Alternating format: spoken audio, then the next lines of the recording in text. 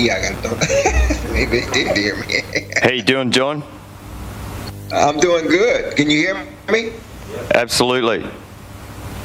Oh, okay. I'll do the correct welcome thing, and then we'll, go over to you. Is that okay? That's okay. Are you getting ready to start? Absolutely.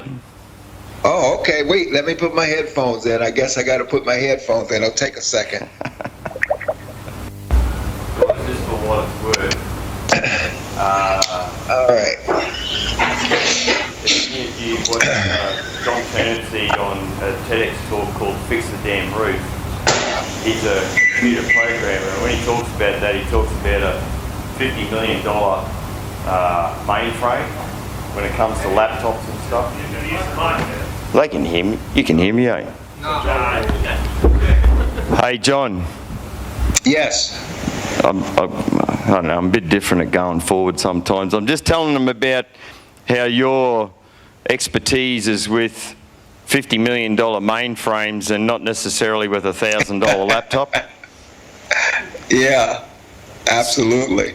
And John's been enlightened more to how Skype works, yeah? Yeah. All right. I'll just do a little bit of a thing here.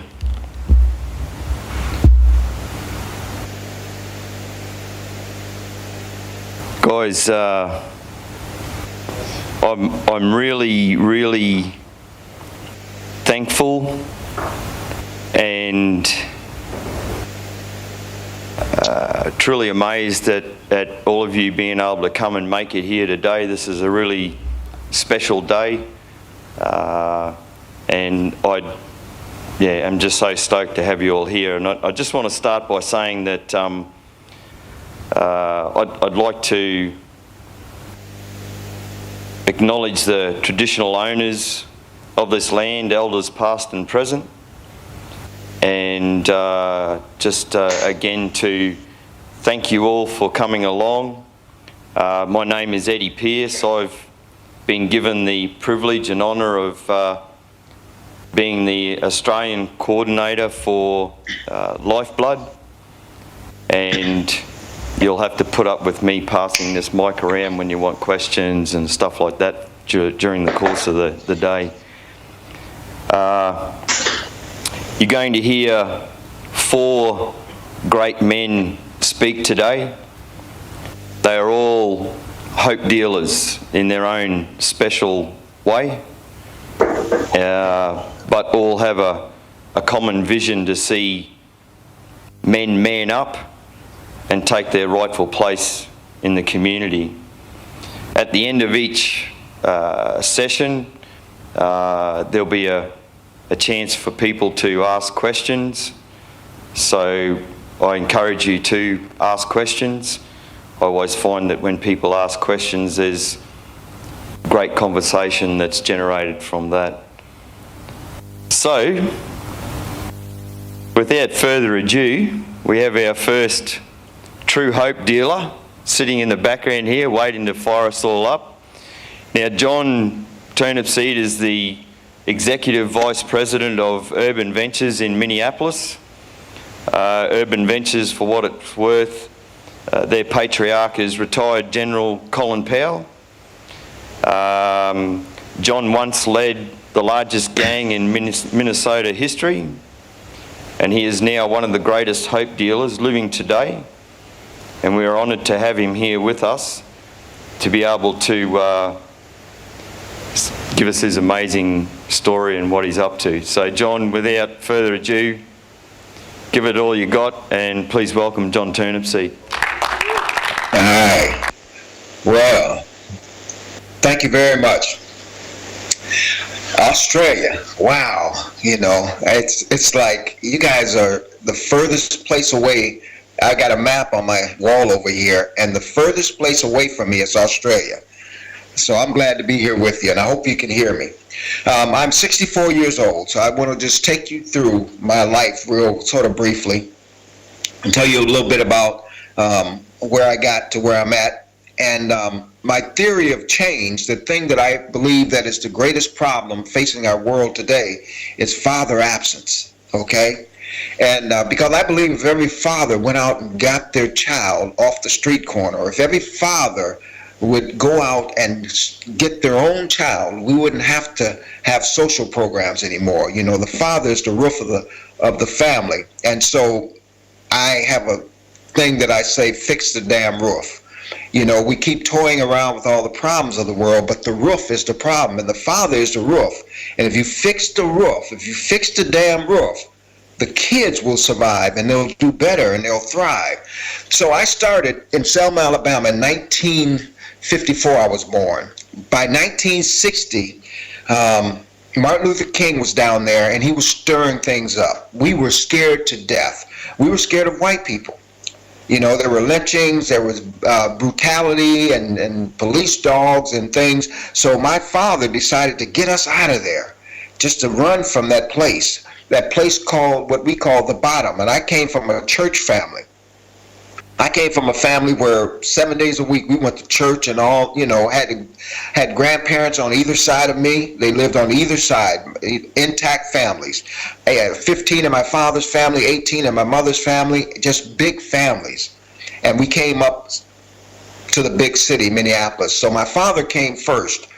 And when he left, he was my hero. He was the protector of our house. I was 6 years old, and this guy was my hero, man. He was the giant of my life. And when I got up to Minnesota, he was different. He was not the same person. When I got up to Minnesota, he wore different clothes. He smelled different.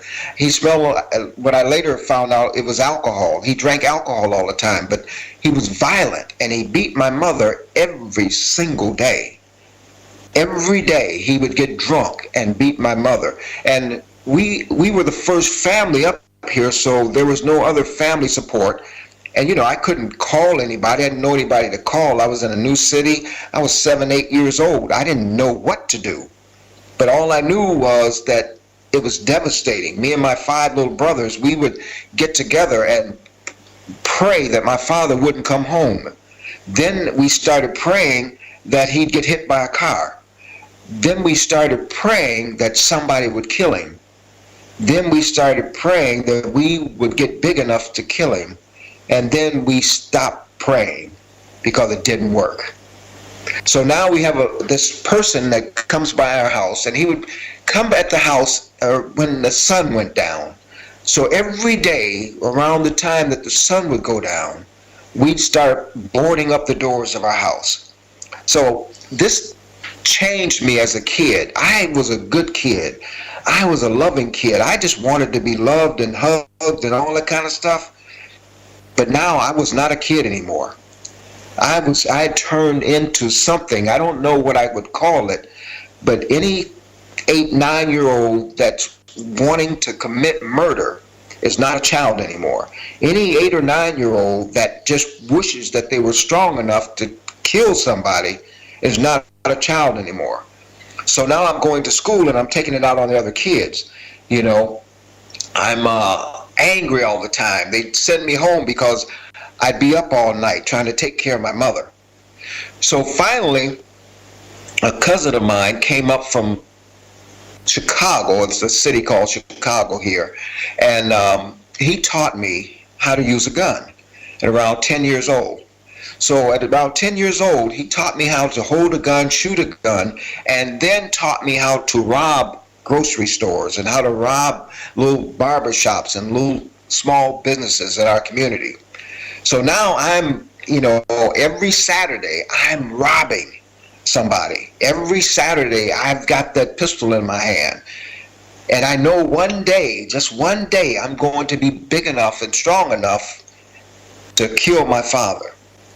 So I'm turning into something that you did not want around your kids. I knew what I was now. I was no longer a child. I had murderous thought, murderous intentions and stuff.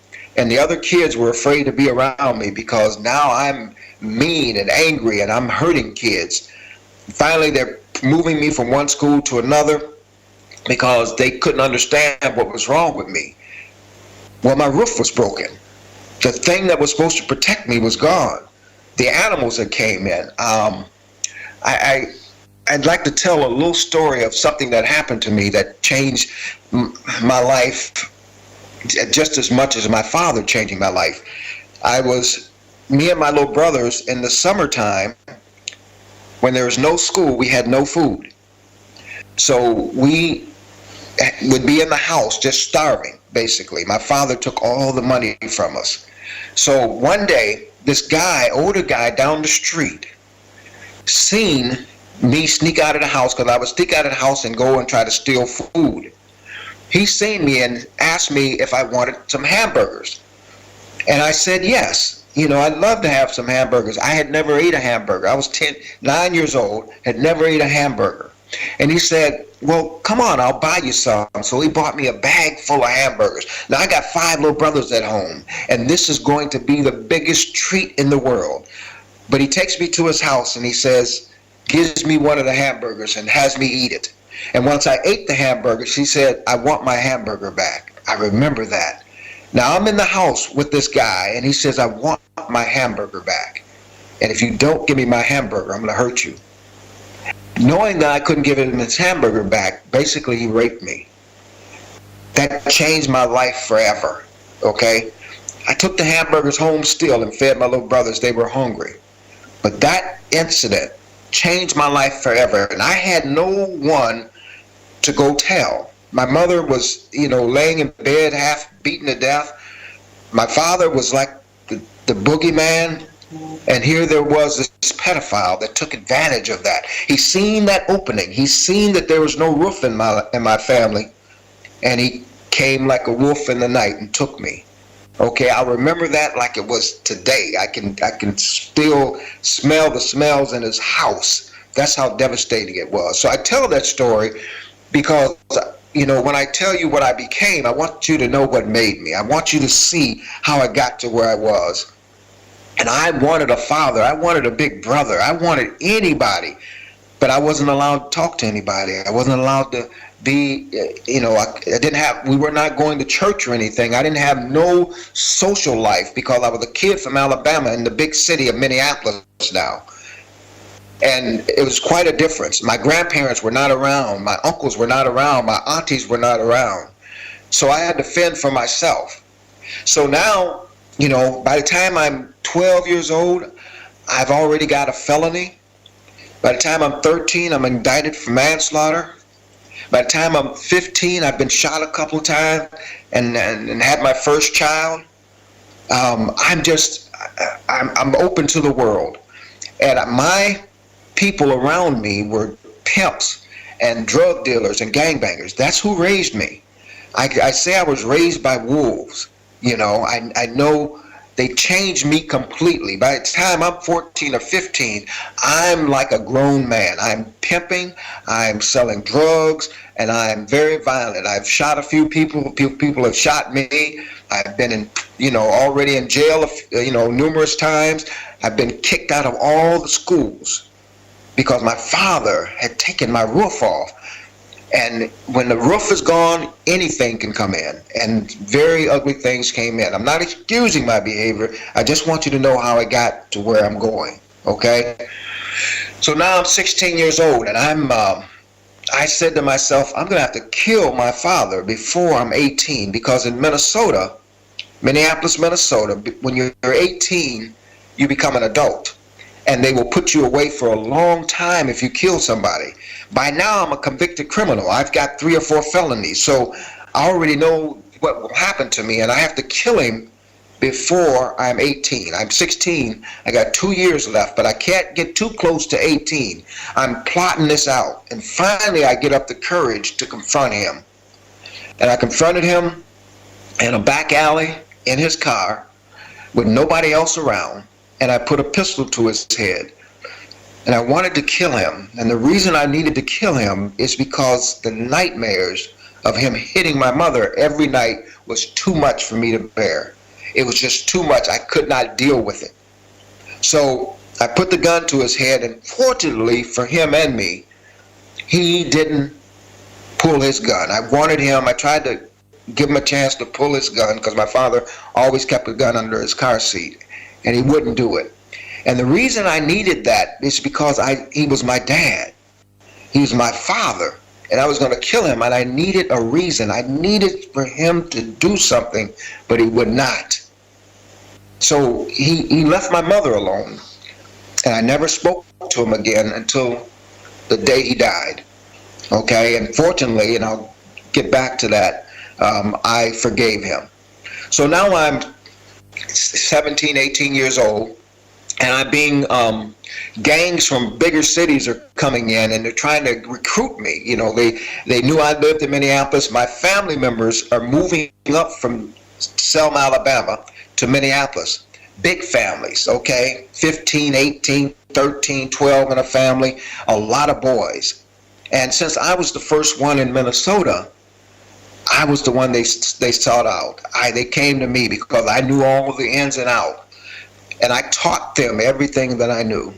I taught the boys. I took the boys under my wing. I taught them about pimping. I taught them about drug dealing. I taught them about, you know, you don't have to go to school. Don't worry about school, because you're going to be a drug dealer. You're going to be a pimp. You're going to be, you know, everybody had a job to do. Instead of raising family members or kids, it was raising criminals, okay?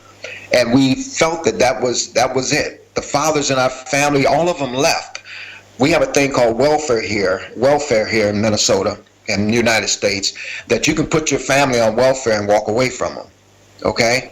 And the welfare will feed them, put clothes on their back, and pay the rent. So the men came up, were influenced by my father, and the boys were influenced by me.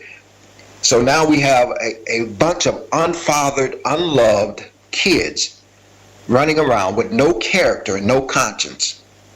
And what happened was, as a family, we banded together and we called ourselves Bloods, just because we were blood relatives.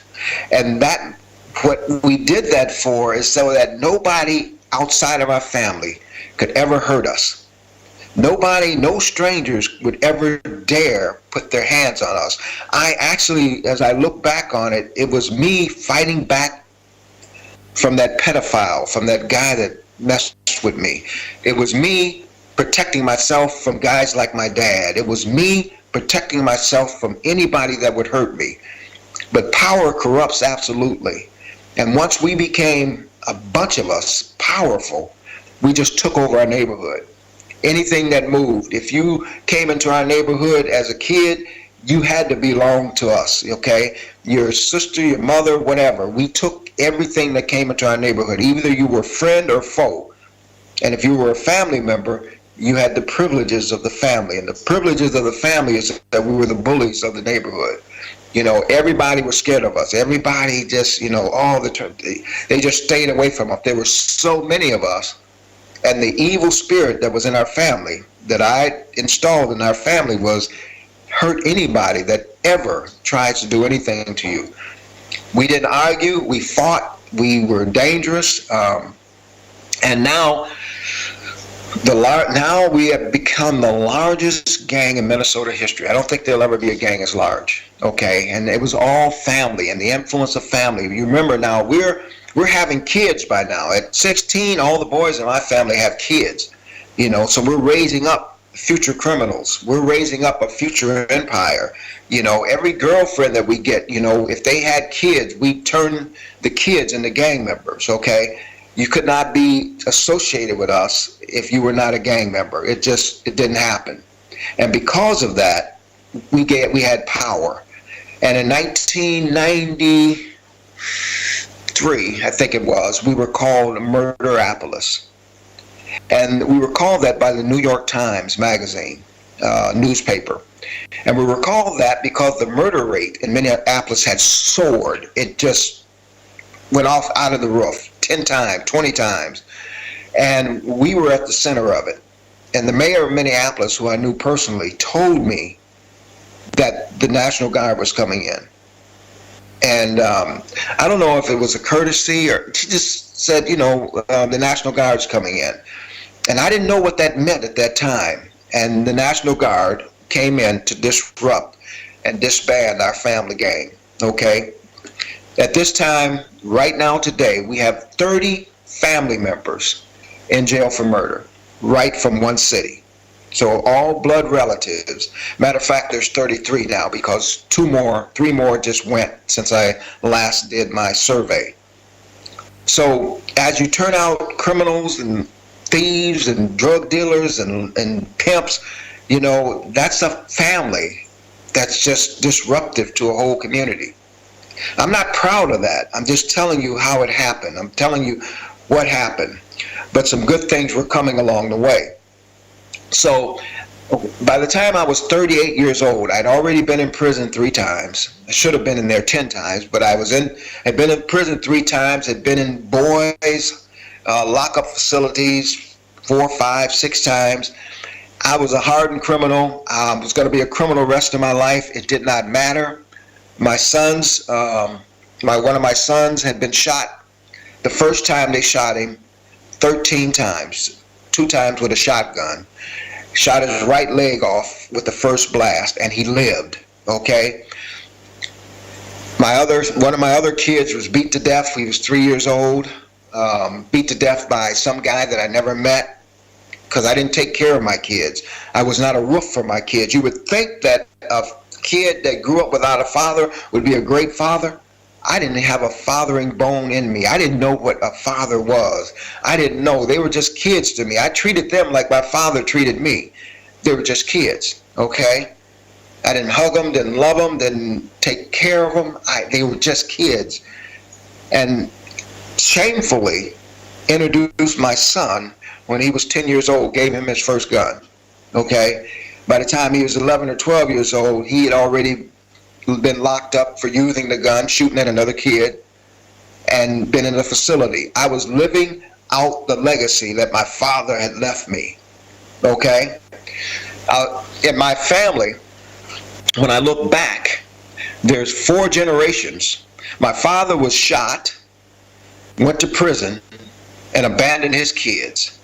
And he only did 1 year in prison. I was shot 2 times, abandoned my kids, and did over 15 years of locked up.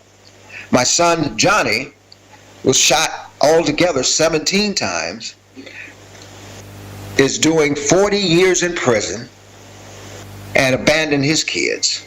And my grandson was shot at 15, is doing life without the possibility of parole. He's serving a death sentence, and he's abandoned his kids. That is 4 generations in my family that was living out this legacy. So when I was 38 years old, that's about 25 years ago, I was working a job because even as a criminal, I always had a job because I was on parole or probation, and you had to stay. You had to have a job. And I had a job, and I got caught. They indicted me for 50 felonies. And in Minnesota, even in Minnesota, that I could have gotten life in prison, okay? I was already a 3-time loser, probation and parole. I'd already hurt numerous people. Now they had me for at least 50 felonies. And that's when my life changed. I thought I was going to jail for the rest of my life, and I decided that I was done. I decided that I couldn't do this anymore. I decided that I wanted to be a dad. I just did not know how. And before I went to prison, because I was out on bail, and for 9 months, I was going to try to be a dad, a father. So I actually went to a fathering center.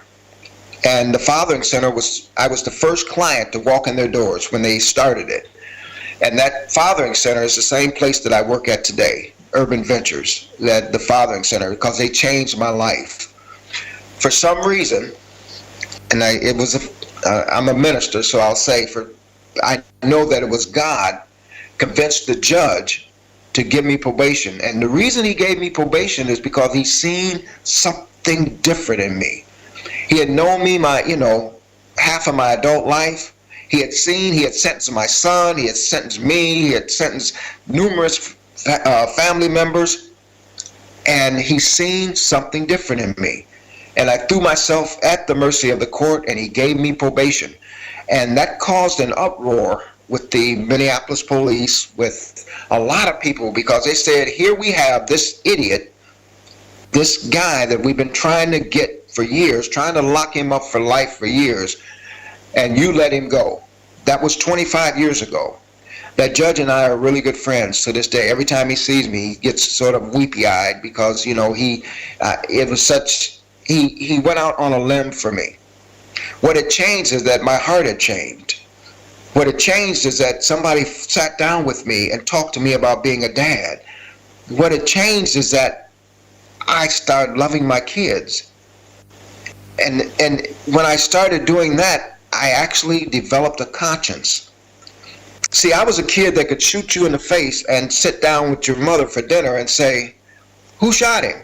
I was such a liar and such a nasty, evil person that I had no conscience.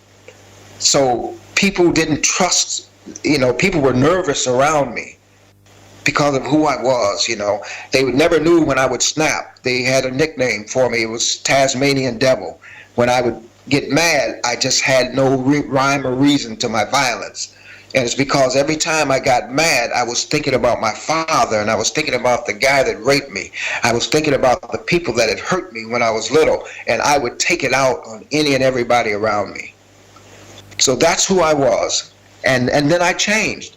And fortunately for me, there was a man in my community that had been trying to help me for 25 years. He was a youth pastor. I think, I don't know what they call him in Australia, but he was a minister. And I didn't want anything to do with him because he was bad for business. I was a pimp and a drug dealer. I was a gangbanger. I was a gangster. I don't want no minister or all them church people hanging around me. And when he'd come on our street corners where we're selling drugs, the customers would stop. So he was bad for business.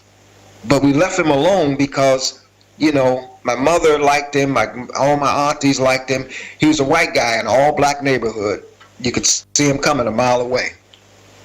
And I just didn't have any time for this guy until I changed my life, until I developed a conscience, until there's something changed about me, and it was about being a father. And I'm telling you, most of the kids while I was in prison, the kids that I talked to, and I call them kids, there was a hole in their heart the size of a father. None of the people in prison that I hung around with, none of us had dads. That was the common denominator, white and black. None of us had dads. None of us had a caring father figure in our life that gave a darn about us. And because of that, we had no conscience. We had no character. We had no roadmap to good behavior. But once this guy that had been trying to help me for 25 years, decided to help me, he even let me live in his house. Yes, I lived with him for 2 years. And he taught me just basic things. I'd never had an apartment with my name on it. I always had some woman or something would have a house for me, an apartment for me. I never had a phone in my name. I never had an address. I never had a car in my name, even though I had a bunch of money. I was a criminal. And I didn't know how to live. I didn't know what credit was. I didn't know about bank accounts and all that kind of stuff. I was smart. I didn't do all that stuff. And so he took me into his house and basically for 2 years taught me how to be a dad, taught me how to be a father, because that's so important to me in my life today. Some of you out there, if you're a father, you'll know what I'm talking about. Or if you had a good father, you'll know what I'm talking about. Or if you didn't have a good father, you'll know what I'm talking about. So now my kids, I damaged my sons. I damaged my grandkids. There's some things that I've done to them and stuff that maybe to some of them might not ever be reversed. My son is in prison right now to this day. I got my nephews are in prison right now to this day. And here I sit, I'm a free man. I don't know why, that happened like it did. It's not like I intended for them to be in prison and me not. But I know that, I've been just totally blessed. And it's only because I want to be a father. It's only because, I haven't had a criminal encounter since 25 years. I take that back. I did have one, but it was a false, there was a guy that they thought was me, and they arrested me, but they let me go because they knew it wasn't me. So that was 25 years ago. And now I'm the executive vice president, and I mentor a lot of people. So about 10 years ago, 10 or 11 years ago, different people would walk in and out of my life. And people would hear about my story in Minneapolis, Minnesota. A lot of people know me and stuff. And they would hear about my story, and they'd hear about my family, and they'd read all these news stories and all this. And people would say, hey, I want to write a book. But they'd say that and nothing would happen.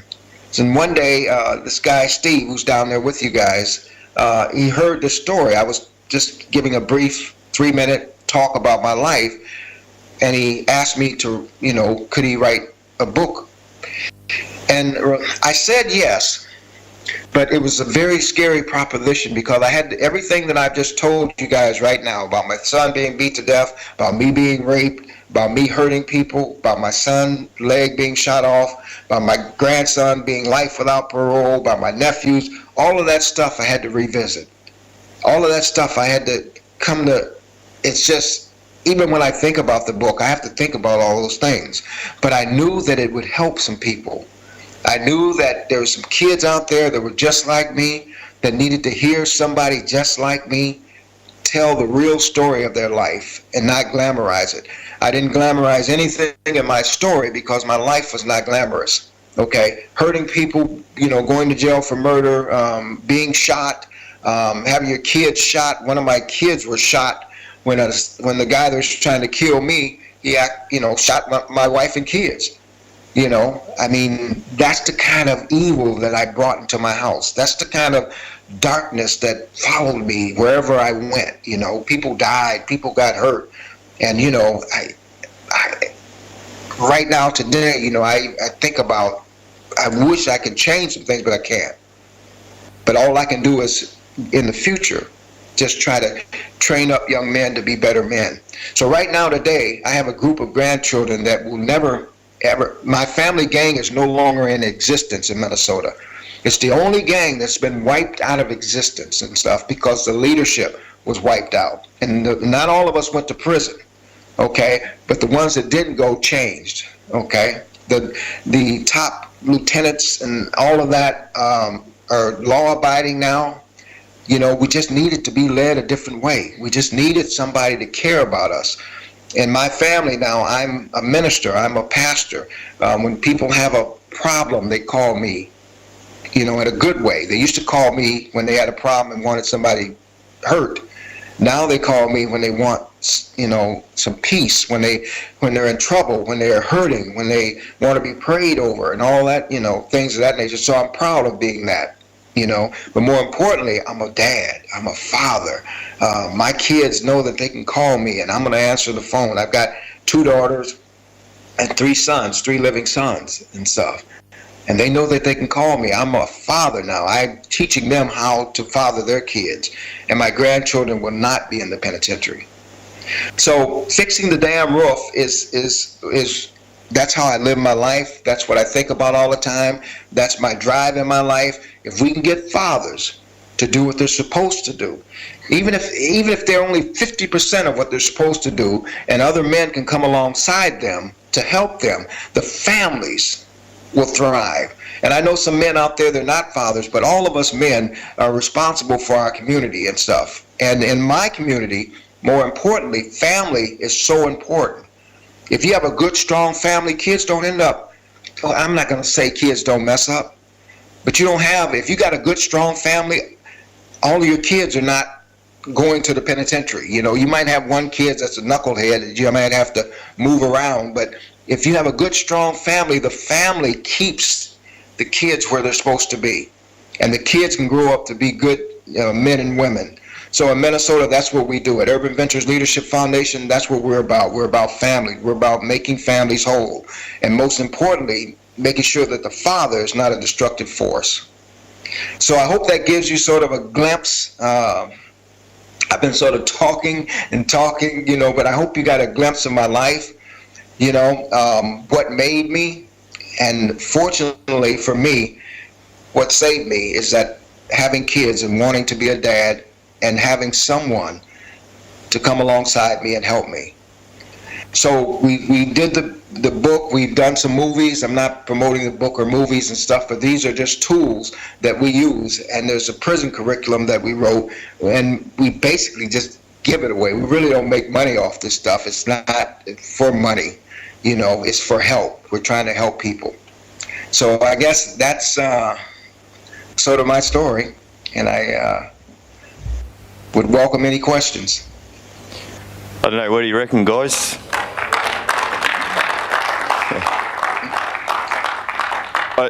Just from my point of view, listening to what you've had to say, John, and I've listened to a few of the things that you've said on YouTube and so forth. There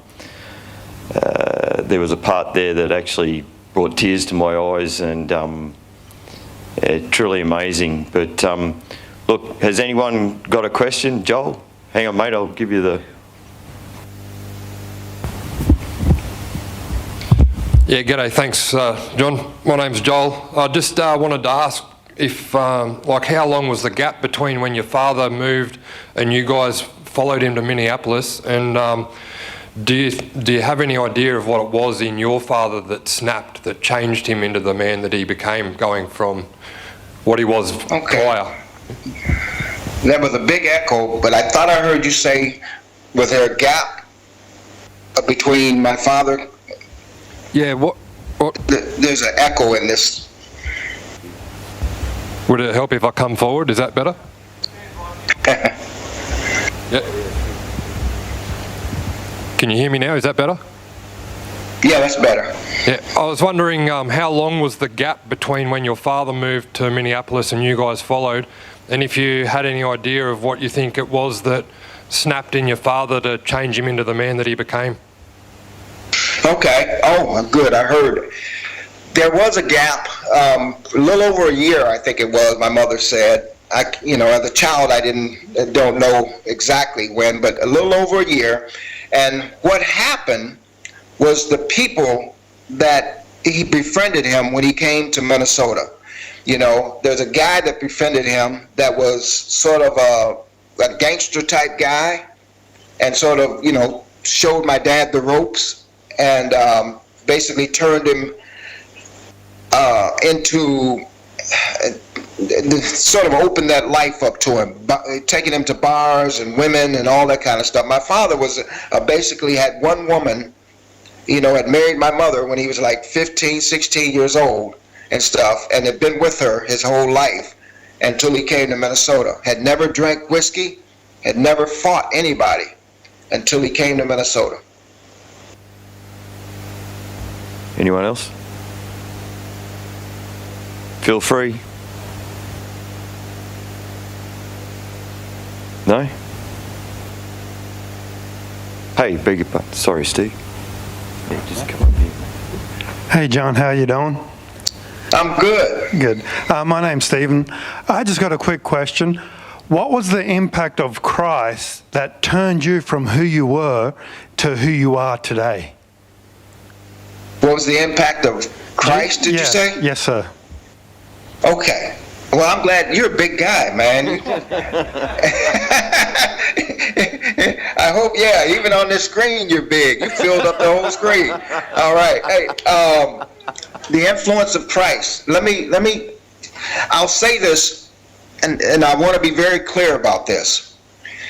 When we would turn out young gangsters, when we turned out young pimps, what we would do was erase all godly things out of their brain.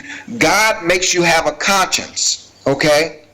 So we didn't allow our people to go to church. We didn't allow people to do anything, talk to ministers, things of that nature, because that old thing about a conscience would come back. Because most of our kids were raised in church.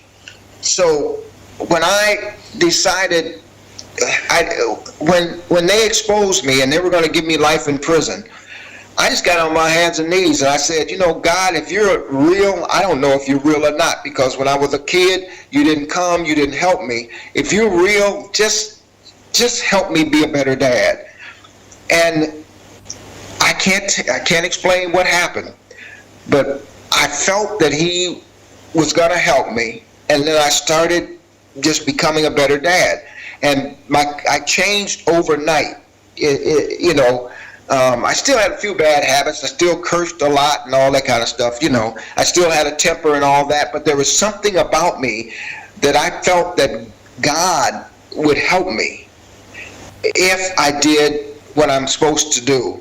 So instead of the gang being the influence in my life, God was. Instead of gang rules and pimp rules that I followed, now I'm actually reading the Bible and stuff, and I'm reading these amazing stories about how people reacted in situations, and I'm learning about being a good person. So my faith had everything to do with my recovery. Because when I did not have faith, I was God. And when I was God, you didn't want to be around me, because I decided life or death. That's good. Anyone else got a question at all? Yeah? Oh, come over here. We'll get people up. A bit of exercise won't hurt them. There you go. Hi, John. I'm interested how you mentioned your dad and you saw him, was it on his deathbed? How did that reconciliation with your dad look like? Oh, my father was on his deathbed. He had got cancer. And I hadn't seen him or talked to him for years.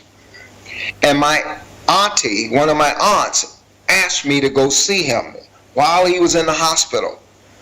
And I did not want to go, but I liked my auntie, so I went.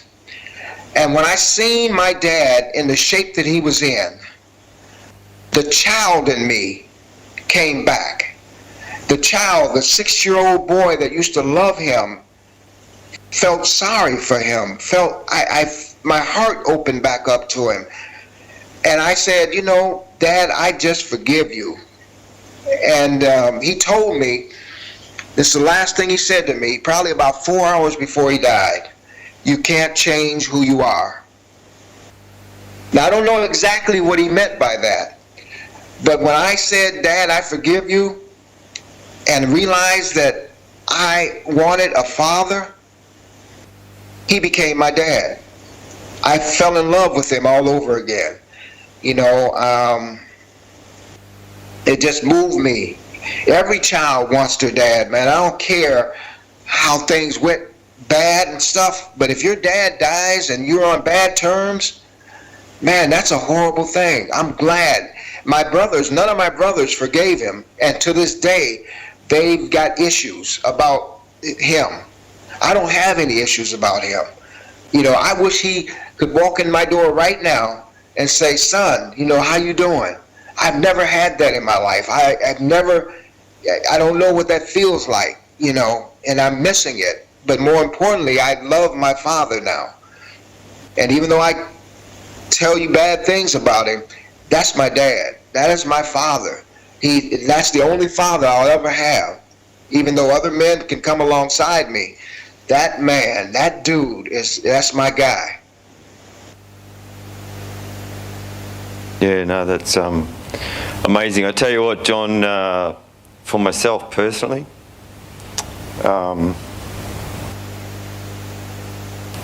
it's been an amazing walk of transformation for myself. You and this fella here sitting in this auditorium, Steve, have shown me the importance of transparency, being submitted, committed, and faithful. Mm-hmm. And absolutely, that is so, for me, so liberating. And I pray that everybody here today has, I'm sure you've been impacted by what John's got to say, and I'd like to think that, John, we could do this again sometime, and now that we're all familiar with Skype and how to go about it all, that because I'm pretty sure we've all loved listening to what he's got to say, and I'm sure, I know I could probably sit here forever and listen to this. So Man, what time is it over there at the moment? It is 7:18 p.m. in the evening. Right. So have you had a meal this evening already, or you got to have tea tonight? I didn't. Have you already eaten this evening over there where you are? Yeah, I ate before I spoke. I took my wife out to dinner. Oh, good on you. Good man. Good to see there's romance there. Hey, I just want to, before we go, I'm going to tell you that the movement, we've started a movement. We know that the things that we're doing can help people. And Steve has walked away from a career to do this work. You know, he took I call it a walk of faith. You know, I'm every day, this is the work that we do. And we produce materials and things, not for us, not for a job, because it definitely doesn't pay the bills, to help people. And in Minnesota here, we've seen tremendous change in people just by being honest and transparent. And we use my story as one of many, so that guys can come out of that life, can come out of the darkness, okay? And in the prisons here, they use it, and it's having an amazing effect in the guys that go through the curriculum and things. Like I said, I'm not selling the curriculum because we really don't make money off of it. But I'm telling you, we are so dedicated to this. We'll be doing this work the rest of our life.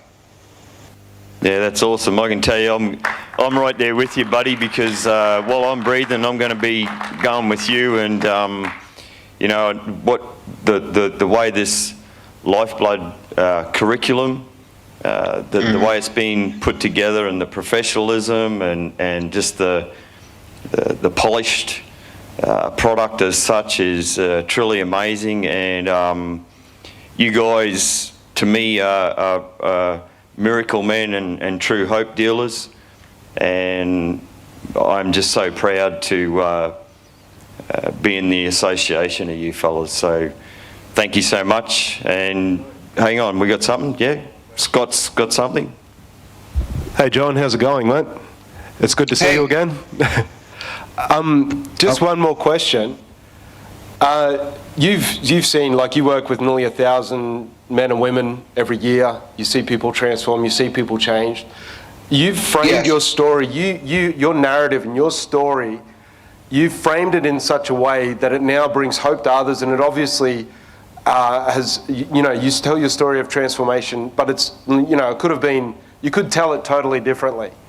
And it could be a story of death, destruction, and mayhem, but you've framed it in such a way, your own life story, that it actually brings hope, but it also highlights the hope that you now have for the future.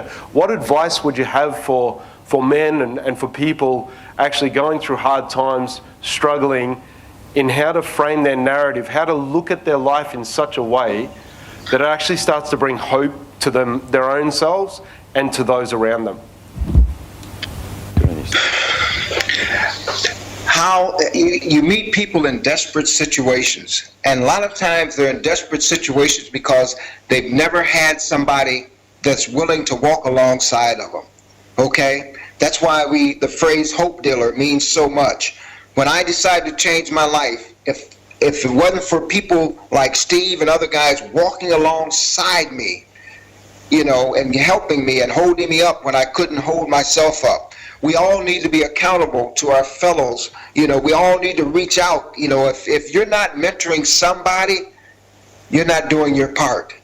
If you're not reaching out to just one person, you're not doing your part. You don't have to be a master or a doctor or have this amazing story or anything. All you have to have is a heart for another human being. There's a kid out there, there's a man out there, there's a person out there, outside of your family and inside of your family, that needs you. And I call to everybody, a hope dealer. Just give a little hope to somebody. Behind every great suicide is the absence of hope.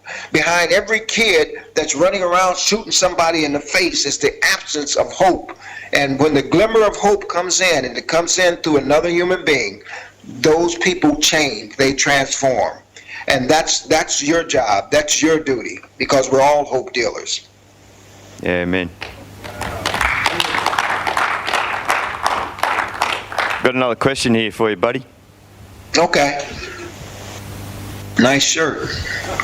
Thanks, John. I was instrumental in designing this. I'm from what they call the Guguyalanji tribe.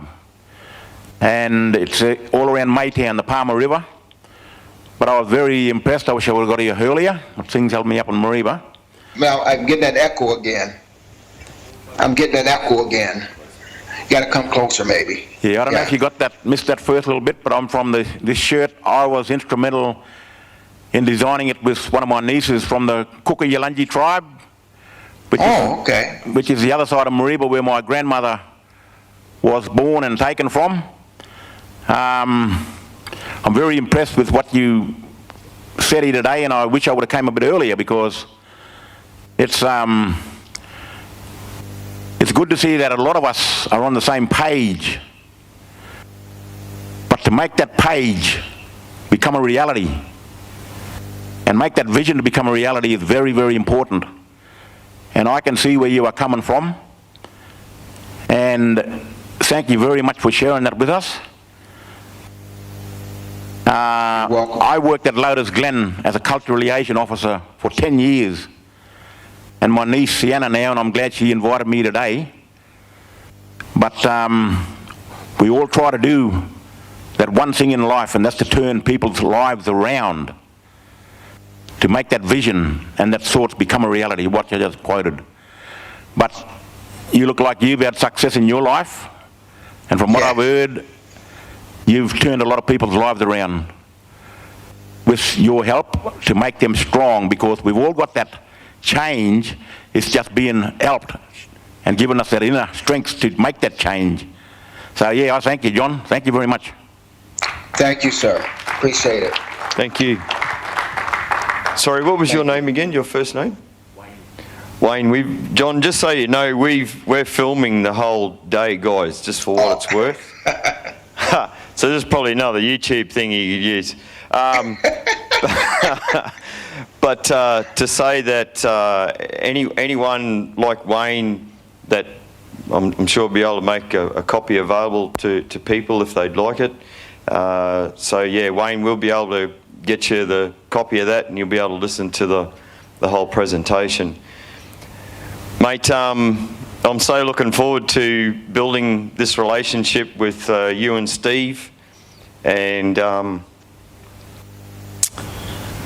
chasing that boogeyman away, and just really setting captives free. So again, I'm going to ask you all to give John a round of applause, because there's not many guys like this around, and yeah, it's a true privilege. Thank you.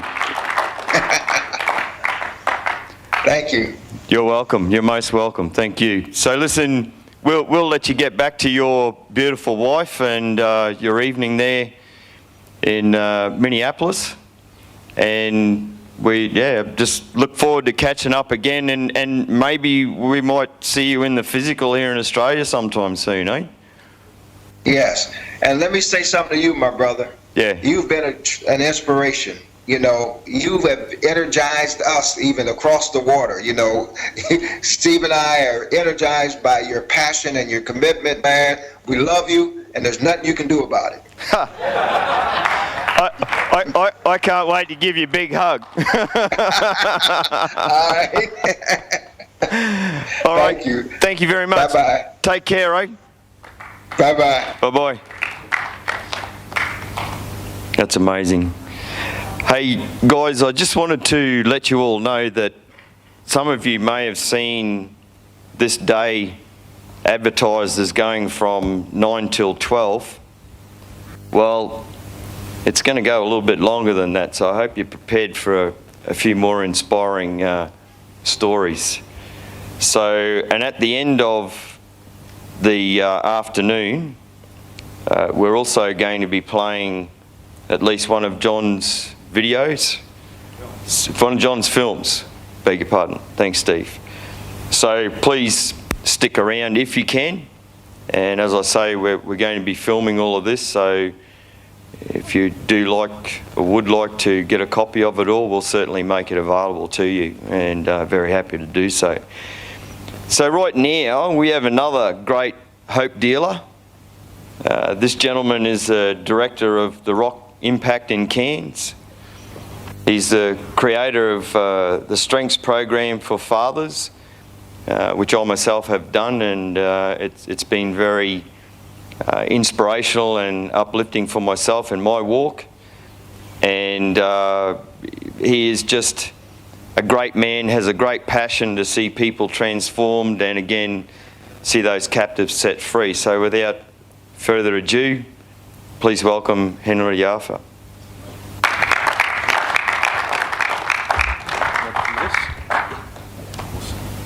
Well, good morning, men. How are you? I just want to show a video, but while they're getting that, the father effect. Sorry, can I just get you to stand up and just stretch? And because the ministry was just phenomenal, and I could just keep listening to that guy, and I'm just gonna not be too long because I actually want to be quite interactive with what we do today. But before I talk, I actually want to just show this video, and then I'll just talk a little bit about it. Some of the guys have seen it. It's a real honor just to be here. I just really want to thank Pastor Scott and his wonderful wife, also Pastor Jonathan and Eddie, and the whole crew here. I think these things are really, really important. We're in the middle of a camp, actually. We're at Kwinana Lakes, our whole church is up there. And we actually have to shoot off and go and buy some more food. We bought like 3 days worth of food and got eaten last night. And that was just the leadership team. So we have to go to, is there a Coles in Atherton or Woolies or something? So we're going to go to Woolies and restock. That was the instructions from, and they're all there. We would have brought a whole lot of men, but we're doing a lot of family time, so we just couldn't bring everyone.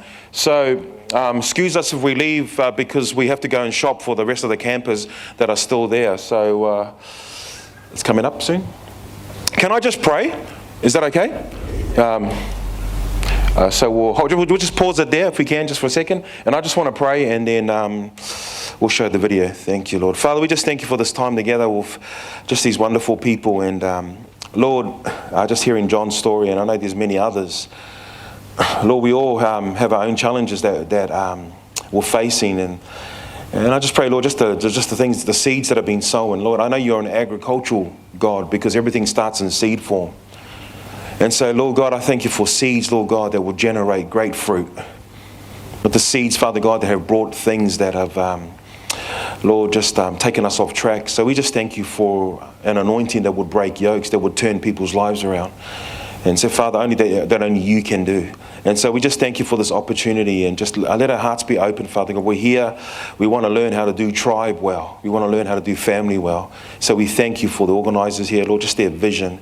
And we ask this, Father, in Jesus' name. Amen. Amen. Amen. So if you just want to focus your eyes on the screen, and then we'll go from there. Thank you.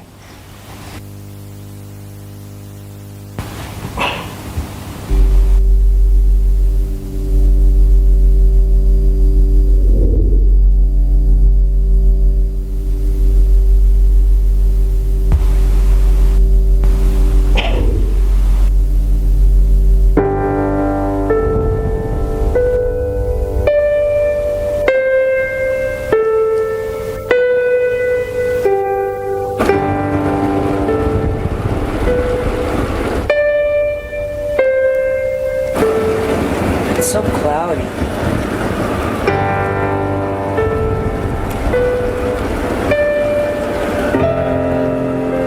I was never prepared to be a father. I had no idea how hard it would be, or how heavy the responsibility would feel. You know, it doesn't seem right to have that much influence over one small life. The way they look up to you, and how easy it is to let them down.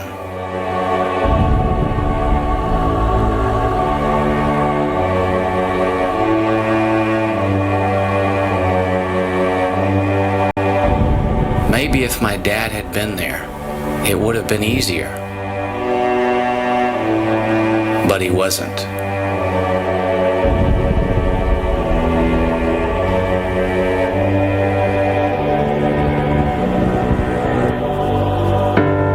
Most of my life without a father. I can remember his face, but I can't remember a life with him.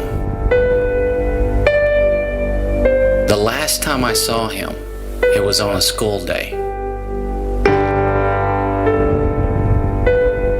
He was always gone in the mornings, but for some reason he was able to drop me off that day. He even gave me a kiss.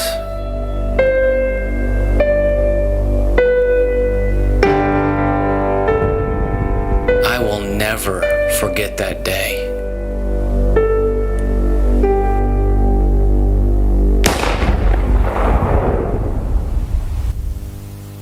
On February 20th, 2009, I started a journey to find forgiveness for my father. I had no way of knowing how it would change my life forever.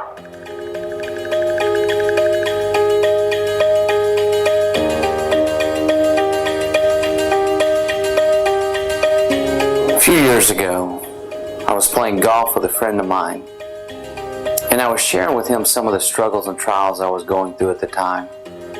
And at one point he turned to me and he said, "You grew up without a father, didn't you?" And I said, "Yes." And I went on to give him this great 10-minute explanation about how incredible my mom is. As soon as I finished, he turned to me and he said, "But was she a dad?" It was at that point that I really began to understand the significant and lifelong impact of growing up without a father. My friend went on to explain the idea of a father wound. He said that many people are wounded by their dads because of their dad's words or actions. Maybe it's a girl who's become promiscuous, never hearing the words "I love you" from her father. She's willing to do anything to hear them from a man. Maybe it's a son who feels angry, unworthy, or ashamed because of a dad who is physically or verbally abusive, which leads the son into an addiction to cover up the pain. For 30 years, I thought I was the only one struggling with this issue and that I was all alone. As I began to share my story, I soon came to understand that there are millions of people suffering from a father wound.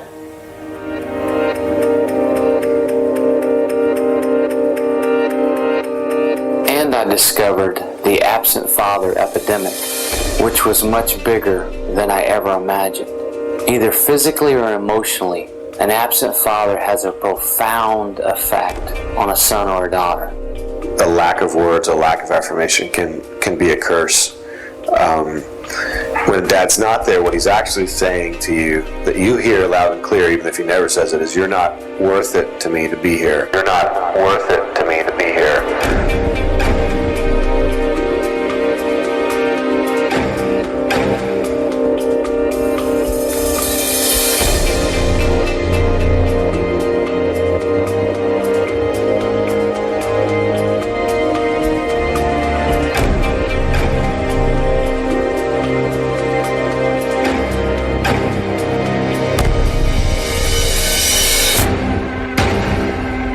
So as I got older, I live in the neighborhood where I'm from, Second Ward. We would go to this park called Ripley House. And when me and my brothers would go to this park, we'll walk to the park, we're like 13, 14. We would see these dudes hanging around smoking weed. So when we would go that way, they would stop us. "Hey, come over here." So we would stop and we started smoking weed. You know, these dudes lived on the next block. They were older cats, you know. I was like 14. They were like 20, 21, you know. I looked up to these dudes because my father wasn't around. I guess that's why I grew up like this. I think if my dad was around, I don't think I'll be here today. Me not having a dad kind of excluded me really believing in anything bigger than me. Left unhealed, the father wound is carried into adulthood and can last a lifetime. If you could say one thing to your father right now, what would it be?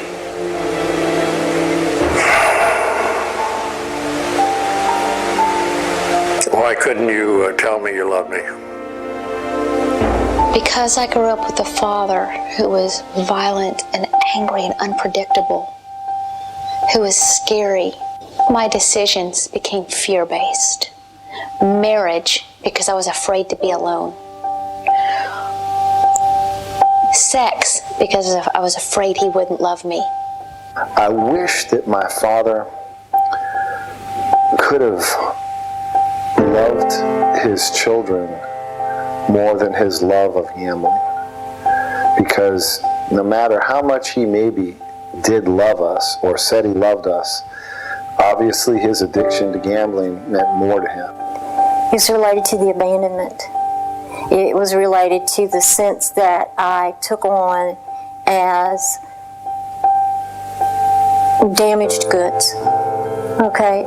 If my dad isn't here caring for me, there's something inherently wrong with me. So I took that with me into the beginning of addiction. I can honestly tell you, I don't remember a time early on that I was doing it for party's sake. The instant that it hit my system, I was like, I'm home. I don't feel nothing but good.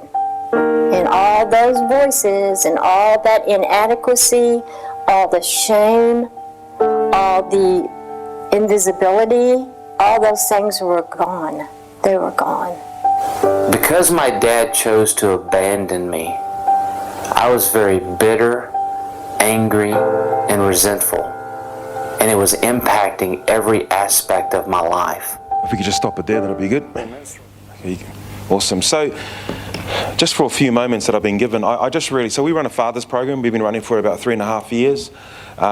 We've had about 510 fathers come through the program and just graduated. We've got another program. We're at the stage now, I've actually got to turn fathers away. We run it in Cairns there. And we just recently recruited a recently retired judge who used to sentence men away for particular things.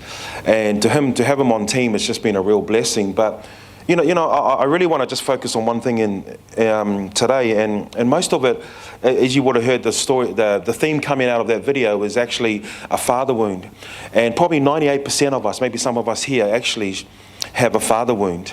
And it's not just boys, obviously it's girls as well. And this is how much of an impact that we have. And you know, you heard the stats even with what John was saying. We all know the stories, even here in Atherton and in the Tablelands, right across the board. There actually is. See, here's the thing. It doesn't matter whether you're black, white, rich, green or blue, whether you're rich or poor, we all have the struggle of a father wound. Now, there's very few percentage of children that have grown up that actually have a really good relationship with their father, and you know, life is good. But I wanted to encourage every single, especially the men that are here. You know, the research shows this, that most of us live a lie. Most men don't have a life because of something that's taken place, and so we act. And we actually, and I'm sorry if this is a little bit truthful for some, but the reality is we actually carry on, we do things, and then what happens, we put on a mask. Everything's okay, or I'm just going to push through this, and we come up with these little systems and ideas in our own head, and then we wear this mask and we wake up, and the only time we take it off is when we go to sleep. And if you do life like that for a long, long time, it actually becomes quite draining, and there will come a time when the cracks will start to appear. And the reason why we do that is because if I can wear my mask, you can't judge me. But if I'm vulnerable, then I'm open for judgment. You can judge, you can pick the things that are taking place in my life. And all the research shows, and the guys know this from Strengths, all the research shows that the biggest struggle every man faces is actually loneliness, which is attached to isolation. So you can be I'm one of 11. In my household, you know, I'm from a Polynesian family, so we know how to produce children, right? And so, like, you know, talk about hand-me-downs and everything else that we lived with, but to grab Dad's attention. And I remember I was telling the guys, because I was brought up in New Zealand and got here when I was about 14 and a half, 15, and I remember only twice my father took us to the beach. You must say a big deal, but I can remember just like yesterday because Dad was actually there and he took us, and you know, he created a memory that I'll never ever forget. You must say a big deal, but for us it was a big deal because only in 14 to 15 years to go to the beach twice with your father was massive. And so this father wound, can I tell you, there was a guy on the video by the name of Dennis who was 84 years old. Time doesn't heal it, regardless of what they say. And so if you say, 84 years old, and what did he say? If you could say one thing to your father, what would it be? And he said that if he just told me that he would love, I love you, son. So you would think 84 years on, it's pretty good innings, right? It's like build a bridge, man, get over it, right? But you don't get over it. 84 years old, a man of 84 years old. What about us who are not in that age bracket? And so a father wound, if it's left unchecked, we go through life, and I've seen the product of men in their 40s, 50s, and 60s still operating like children because they haven't been able to heal the father wound. And so it's the father wound that actually we need to bring healing to. It's the father wound that just doesn't go away. So what happens is that, we use contributing factors to ease the pain, from drugs, over drinking, right across the board, multiple relationships.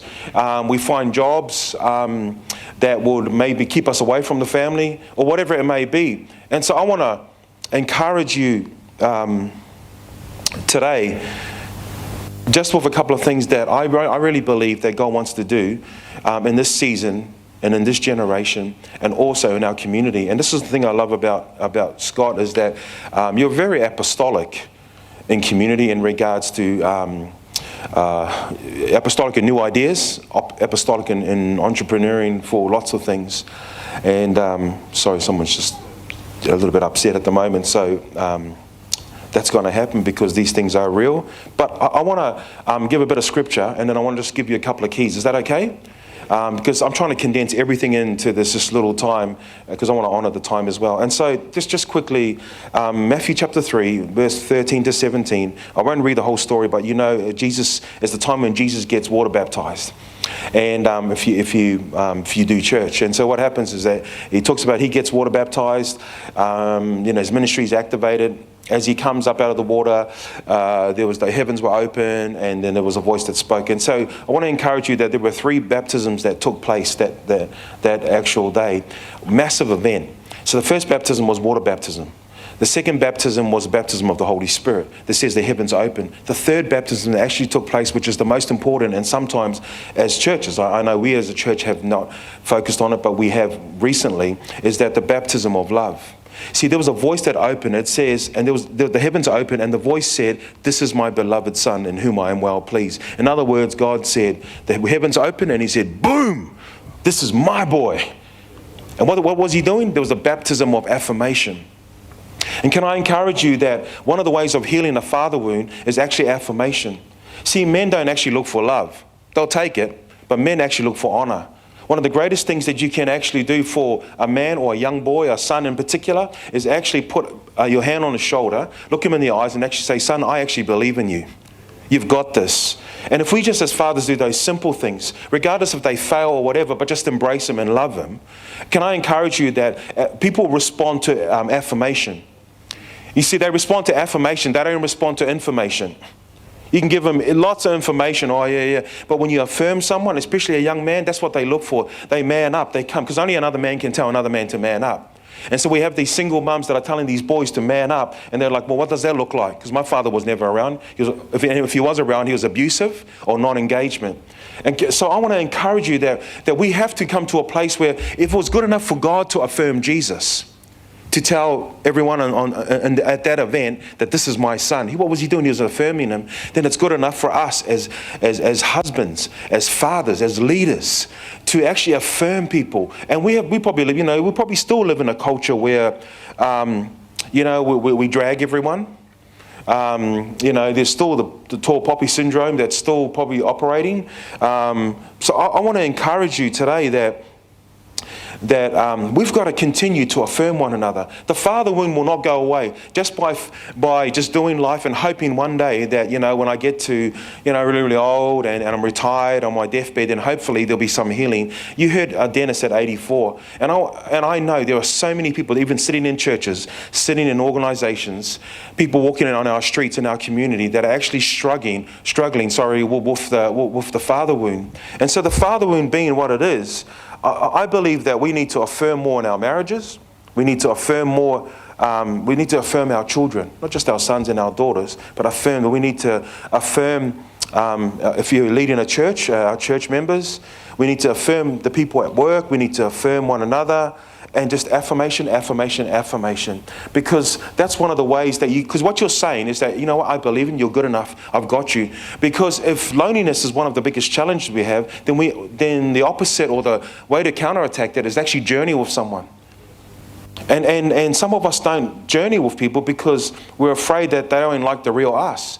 This is where the mask comes on.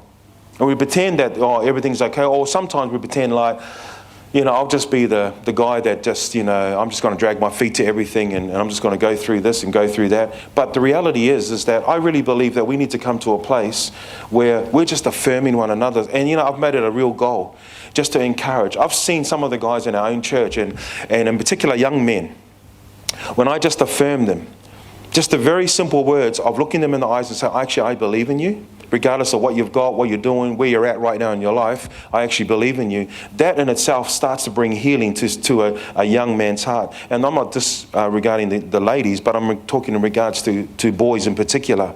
And so I've found this, that here's some stats, other than the stats that you're seeing up there. This is more with Australian stats, more recent times. Men on average live for 6 years less than ladies. Men fail, obviously, at close relationships, and I know that's an obvious one, but it's interesting to know that that's actually the fact. 90% of acts of violence are carried out by men, 90%. In schools, 90% of behavioural problems are from boys. Young men from the ages of 15 to 25 have 3 times the death rate of young ladies. Men make up 80% of the homeless. The leading cause of death among men between the ages of 15 to 44 is actually self-inflicted death. And so what happens is that you grow up in this fake world, and and the milestones is incredible. One of the things that this judge who's on our strengths team talks about is the first 1,000 days of a child's life is the most important. This is the science behind it. And what happens is that I'll be sharing this other video, a different video at the next strengths program. I was talking to Steve about it. And as you know, domestic violence is on the rise. We all know that. And it's not just can I encourage you, it's not just the physical. Obviously, there's the emotional, there's the control, there's people that tell the other partner what to wear, what not to wear, withholding money. There's no such thing as borderline domestic violence. It's actually domestic. You're either a perpetrator or you're not. There's no such thing. And 90% of perpetrators have actually been sexually abused. And so, did you know that Cairns is the second highest place of domestic violence in Queensland? The first is Beenleigh, near the Gold Coast. Cairns. You think, well, not Townsville, not Mackay, no, Cairns. And I got real gutted when I found out those stats. Why? Because we're in that place. And so what we actually need is not just more churches, we need actually active churches. Like, that's not good enough. That's not good enough for the town that I live in. Because what am I doing? I'm just not going to run good service. I actually want to change and transform our community. We want to affirm and bring healing and blessing to our community. Because we're the light and the salt, right? So we have to be that to our community. And so when I started to go on this journey of finding out about the domestic violence and why it happens and all of the above, I was just sharing with Steve that there's a video that we'll show to some of our strengths fathers, and this domestic violence has just taken place with this couple, and there's 3 children that are in the scene. And so you've got a 7-year-old girl, you've got a 5-year-old boy, and then you've got a little baby in the cot. And so Dad's just put Mum's head through the wall, and then he comes to sit down, and then what happens was that you'll see the picture of the young girl who's 7 years old. The table's turned upside down, her hair's everywhere, the spaghetti bolognese all up the wall. She's just had a moment of explosion. Then you've got the young boy who's watching TV. That's how he deals with it. I'm just going to focus on this and block everything out. He's the 5-year-old boy that's just watching. That's how I cope with it. And then you've got the baby in the cot. They tracked this family for 5 years. They tracked this family. You know who was the most impacted? The baby in the cot. You would think it was the girl, 7, maybe the boy. It was the baby in the cot. The impact of domestic violence is generational. You need to understand that it's the children that run around that actually get impacted. And it was the child in the cot, you would think, they don't know anything because I'm just, they're young. Because all its sensories, actually the impact of that starts to come back. This is how massive domestic violence is. But here's my thing. I'm on a journey that as a church and as an organization, we want to counterattack that we have the answers. And so I want to take this on. I'm on a journey to see this father wound actually healed. And so there's another video that I'll show with some of the fathers. And what happens is that there's the father that comes home. He's a domestic violence perpetrator. He comes home and he slams his hand on the table and says, where's my dinner, woman? And she's cooking his food and stuff. And so the young boy comes up, 5 years old. He taps, he comes over to his father and he says, hey, Dad, I just want to say that, how was your day at work? I love you, Dad. Dad, thank you so much. You're awesome, Dad. And the father looks at his woman and says, see, why can't you be like him? He loves me. But what he doesn't actually realize, this 5-year-old boy is really, really clever. Why? Because he's actually not asking Dad. He doesn't really care about how Dad's feeling. He's actually checking his temperature. And so if Dad's in a good mood, I get to sleep in peace tonight. But if Dad's in a bad mood, Mum's head's going through the wall, I'm going to have to sleep like this all night. No child, every child on planet Earth deserves to grow up in a safe home. Every child, full stop. And we, as fathers, can change this. We can set the next generation up to succeed, but we've got to sow now. We've got to stop some of the things that we're doing. We've actually got to start thinking about what is really, really important. And it starts in your home, it starts in my home. What qualifies me is not all the stuff that I do, but what qualifies me is that I am a father and I am also a grandfather. And so I've purposed to change things, to not just speak, but I want to lead by example. And so there's been times when I've had to repent. I have adult children. My oldest is 29. My youngest is 9. And I've had to also apologize to my children for things that I probably would have done. And I wasn't violent to them or anything like that, but just by probably not being there, not probably affirming them enough. But when I think about the domestic violence that's taking place, because, domestic violence can also be about just belittling your children, and it becomes a joke. All those little things actually create lots of challenges. And here's the thing I know. We run a program. Yes, it's great. There's lots of great programs. Programs are phenomenal, awesome. But here's the thing. Until you change someone's belief systems, it's just another program. And so one of the things I'm doing with this Next Strengths program is that I'm getting the men to log in, to actually start journaling of what's going on. When's the time that you're most angry of the day, and why? Why are you angry? Okay, we're tired. So what happens is that we say this at Strengths, take another drive around the block or go for a walk. Come home, because the memories that I have of my father, he was a hard-working man. He was a fitter and turner, 40 years in the same job. Getting up 5 o'clock in the morning, the cold winter of New Zealand, and would go to work, put a roof over our head, right? Fed us, educated us. Every now and then you get a bit of a tap, would never talk, could not communicate to us. And so there'll be times when I would go and because I had a lot of brothers, but they were all doing the other stuff. Because I'm the youngest, so I wanted to have a relationship with my father, but he didn't really want to have a relationship with me, or he didn't know how to have a relationship with me. So what I used to do when he was changing the tire, I used to go and stand there and waiting for him to give me instructions, like just loosening the bolts and then jack it up. He would not talk to me the whole time. And here I was like a little dog, just following him around. And he would jack up the car, he'd take the tire off, replace it, and I'm just waiting for him to say, hey son, can you grab this? Can you grab the wheel spanner or anything like that? He wouldn't say a single thing. And so here I am thinking, I talk about rejection at the next level, because I'm just like, I'm wanting him to say just one thing. Even if he told me, son, hold this, would not communicate. But when he started drinking, and he would only drink on 2 days a week, Thursday payday, back in the day when they used to get money in a little envelope, and you go to the pub, and then he started drinking, and after he started drinking, that's when it would all come out. He remembered everything. So the only time I would talk to my father was when he was telling us to do a job, or when he was drunk, and he was talking about footy and a few other things like that. I could never just talk to him, hey Dad, I'm really struggling with this, what do you think about that? What about our children? Do they have a platform where they can come and say, hey man, Dad, I'm really struggling? Because before they go to counselors, they need to come to Dad. That's the way God designed it. Yes, counselors have their place. Yes, pastors and ministers have their place. But first port of call is Dad. But if Dad is not present, and usually they get the wrong information from other people. And so we're on a journey to really heal a father wound. And some of us probably have created that father wound. But here's the great news, is God is a gracious God. He's a forgiving God. And you can't change the past, but you can change today and you can change the future. And I've realized this, that you never get to a place by trying. You actually get to a place by training. And so we're on a journey just to equip and train our men to come up to a next level of thinking about, you know what? You know how we're going to have a strong church? Is by having strong families. You know how we have strong families? By having strong fathers.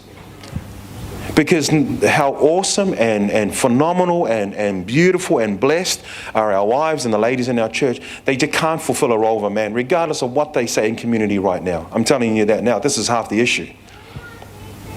A lady can't do a man's job. I can't do a mother's job. I'm just not equipped for it. Every now and then I might just talk a little bit like that, but I just can't do it, right? I just cannot, I refuse to do it, right? I'm gangster all the way, man, so like, so the reality is that, you know, did you know that, I'm just trying to fit it all on. I just want to encourage you that if you're a father here, and you have children, whether you're grandfather, stepfather, foster father, or you know the biological father of your children, can I just encourage you? Start it today. Start it right now. Sometimes we think about, oh, got to go do this, and I'll think about the old Monday trick. I'll go on diet on Monday. I'll do this on Monday. Monday, is Monday. Start it today. Like just start speaking well. Change it. It was really, really difficult for me to communicate. Just like. Blood in your veins keeps you alive. Communication in the family is so important. That breaks down everything else as cactus. And so I did not, when I married my wife, I didn't know how to communicate. I thought I did, but I didn't. And so she would be saying to me, like, what are you feeling? Because I just got told you just held things in. You don't burden other people with your issues. Because number one, everyone they got their own issues, so they don't want to hear about your stuff. And number two, they think you're soft, right? That's why pubs and places like that are full. It's actually because it's actually a connect group. It's a massive connect group. It's a massive home fellowship, whatever you want to call it. Why? Because men go there, after they talk, they loosen up a bit. Next minute, oh, you should have seen this. And it all comes out. But then they come to a place like that, no one wants to know about it. But we have to be the church, right? If you do church, we have to be the church, not just go to church. And so being in these places, men actually want to talk. These guys know that they've done strengths. They come and they reckon men don't talk at strengths, they'll talk the paint off the walls. The record at the campsite was 6 a.m. I remember I tapped out about 1, maybe 2 o'clock. I tapped out, this guy here kept me up. 3 o'clock, I think I went to bed, right? I went to bed. I got up at 6 o'clock. And the two guys that were still talking didn't change position.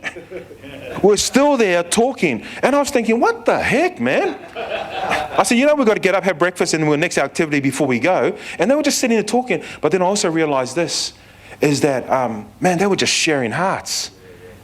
That loneliness thing started to get covered. And actually what happens, the Bible says that there is healing in conversation. And so you get healing when you just start to share and no one judges you. It's like, it's that father's embrace that we heard last night. That regardless of what's happening or what you're doing, I still love you. I care about you. And I'm still going to affirm you. And so I'll close with this. That one of the, I remember only one time when I was in New Zealand growing up, and my father, because in New Zealand they all have these rugby teams, right? And even the workplaces have them.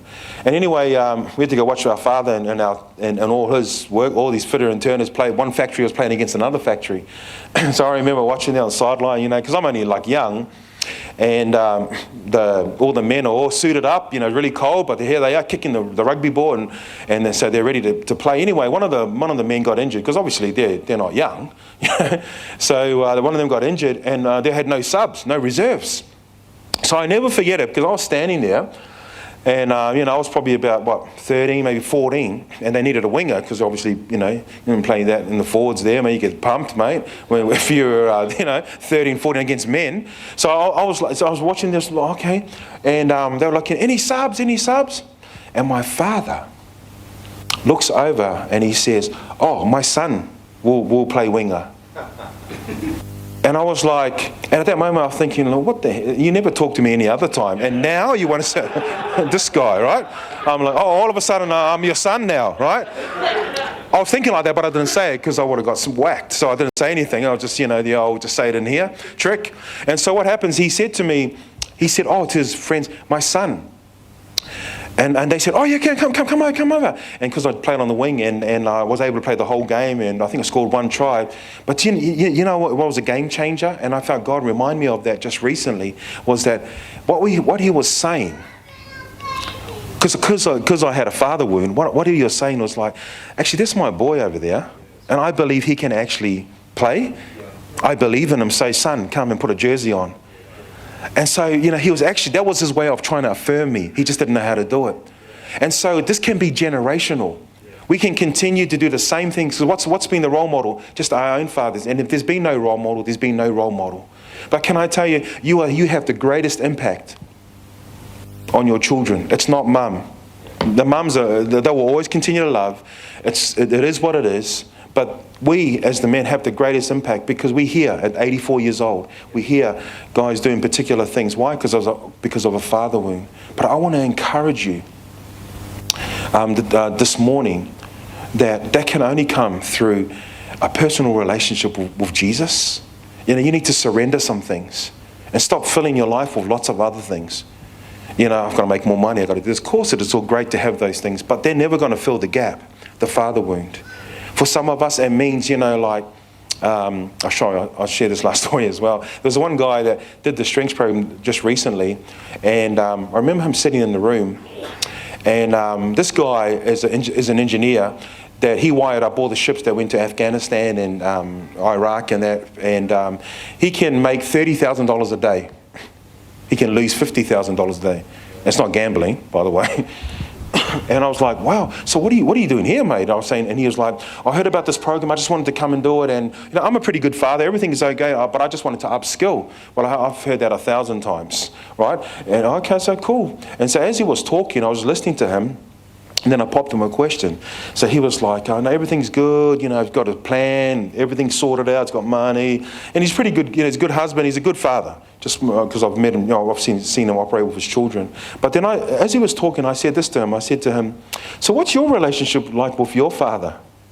And you should have seen the countenance change. He just like, and he was fighting back the tears, and he said, yeah, actually I can't stand him, I hate his guts. And I said to him, I called his name and I said, this is actually going to be I said, right now it's not an issue, but eventually it's going to be a problem. You need to make that right for the sake of your children too. Because they're going to be asking for a grandpa one day. And I said, and so you know what, it can have happened, generation after generation, but you can be the one that breaks the cycle. And that sets up the next generation, that our ceilings will become their floors. So I want to encourage you that this journey that these guys are on, it's never enough. We don't just have the answers. We're not the only one who has the answers, but collectively we can actually make a massive impact. And this is something that we're really, really passionate about it, because strong men will make strong families, and strong families will make a strong community. Why? Because the community is made up of big and small families. But it always starts with the dad. We're the wreckers, but we're also the ones that can bring healing. We can fix the roof. And I don't know about, every time I hear hope dealer, I think dope dealer. Borderline, I was thinking, I'm not a dope dealer, but I love it. I love it because it's a play on words too, so I'm a hope healer. Because if you don't hear it right, you'll think, this is a dope dealer. Man, they're going to be stripping my credentials and everything else soon, man, But I think it's great, that we can just be. Have we got 2 minutes? Okay. Can I just do this because I want to end it like this? Hi Sharon, how are you? And so can I just close with this? We're going to be a little bit interactive because our time is finished. Can I just, and I'm going to time you because I want it to be real quick, okay? So no, because we haven't got the time. Can I just get you to get into groups of 3 and 4? We call these breakout groups, and I'm going to give you 2 minutes, okay? Because the man here said I've only got 2 minutes. So can I just get you, all right, and randomly, so don't stay with your same guys. I just want you to ask one question around the group, okay, and answer that, and just see how you feel after that, okay? So can we just get in 3 or 4 groups of maybe 5, maybe 3 or 4? Probably, because 5 is probably a bit too big. So find someone, and then once you get in your groups, I'm going to give you that question, okay? Break up and find people. Don't stay with the same mob. Mix it up a bit. Yeah, the girls can go together, that's fine. Okay, so get in a little circle, just even if you face around the back there, a little group. Okay, everyone's in a group. Come on, hurry up, I've got 1 minute and 30 seconds. Okay, so, if you're willing, you don't have to, but I just encourage you to take that step. Here's the question. What's one good thing that you remember about your father in your childhood? Just one. I pray that you would find one. Okay, so someone start and go around just quickly. Just one good thing. Think about it. Actually, I'm going to give you 20 seconds to think about it, and then I'm going to ask you to ask the question. So what's one good thing that you can remember about your father as a child growing up? And if your father was absent, then an uncle or grandpa or older brother or someone that was the father figure in your household. Okay, your time starts now.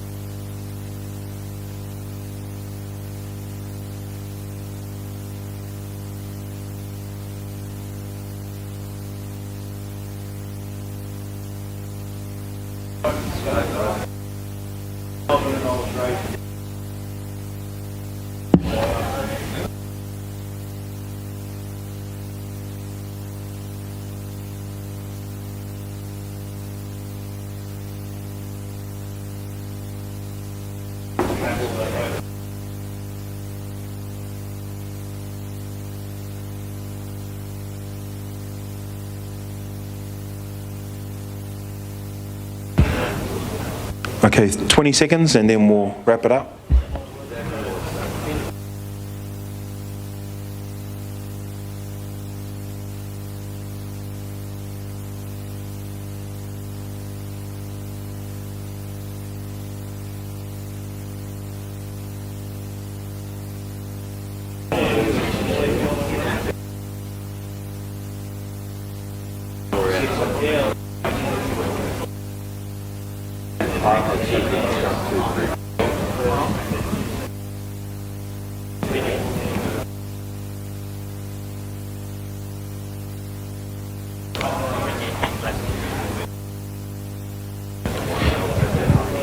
If you're finished, can you just come back and I'm just going to close and hand it back over. So.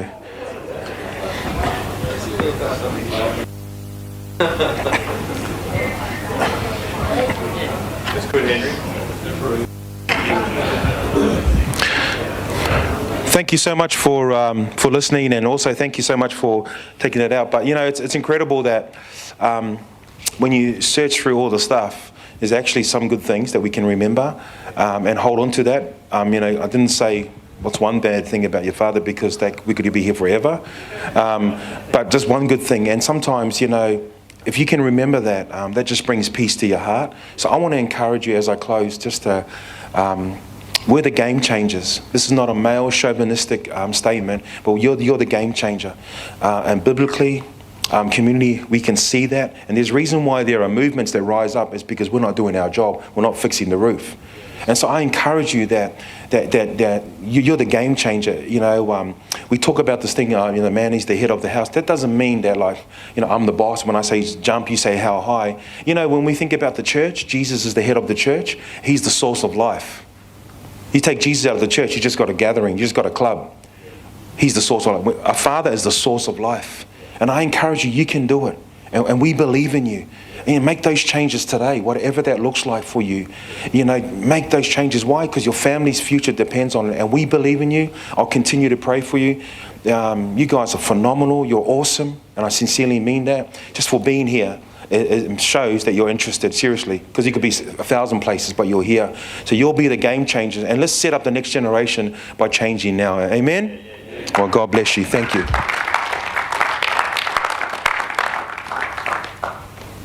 Don't walk away.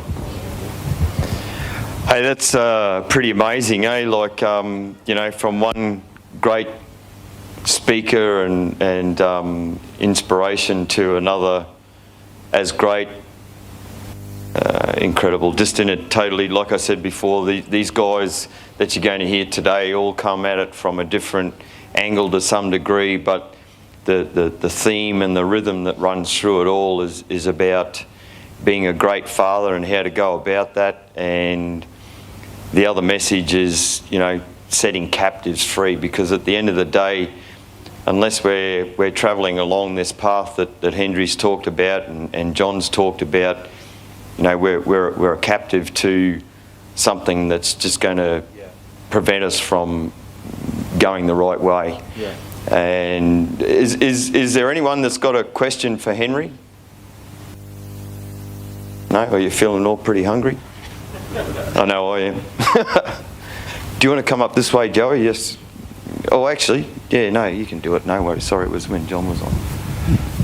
Hey, Henry, how are you? My name's Joey Clark. I don't have a question, but I just want to say thank you for your talk, mate. It's very inspirational. I'm a father of 4, and I picked up some really good things that I can take away from your talk, that I can take back home and use on my own children. So I appreciate it. Thank you very much. Thanks, Joey. Joey's actually going to be speaking after we have our feed. Oh, nice. Mate, I've got a little gift here for you. It's in a big W bag, but I didn't have a chance to wrap it professionally for you, but there's... I don't want it then. Oh, by the way, I'm a hugger, and all the guys had strengths too. So, yeah, so, and you know, some of us need a healthy hug too, because it's either abusive or sexual. But I want to let you know that we hug people, okay? So just not soft or the other way, okay? So just for what it's worth, I'm going to just put this down for a minute. Oh, here we go. Okay. Hope dealer hat. Oh, nice. And I got the idea of this when I met Joey Clark. I noticed that when we did a photograph together, he turned his hat around. I thought that was very professional and a manner in which you don't sort of shut your appearance down in the photograph. So when you spin that around, Henry, you've got Hope Dealer on the back there. Oh, wow. And when I was getting these shirts, I'm believing that, you know, you're a bit bigger than me, so I got you a 3XL, so I hope that fits you. Oh, I'm actually an XL, but yeah. So there's plenty of room for growth. I mean, if you partner up with Joey down there, I'm sure he can show you a few. No, see, you haven't got your glasses on, mate. I'm thinking that in a very positive way, you know, that health side of things. So yeah. So you're referring to my bicep? Exactly. Okay. Exactly. So thank you very much for coming along and sharing what you have. Yeah.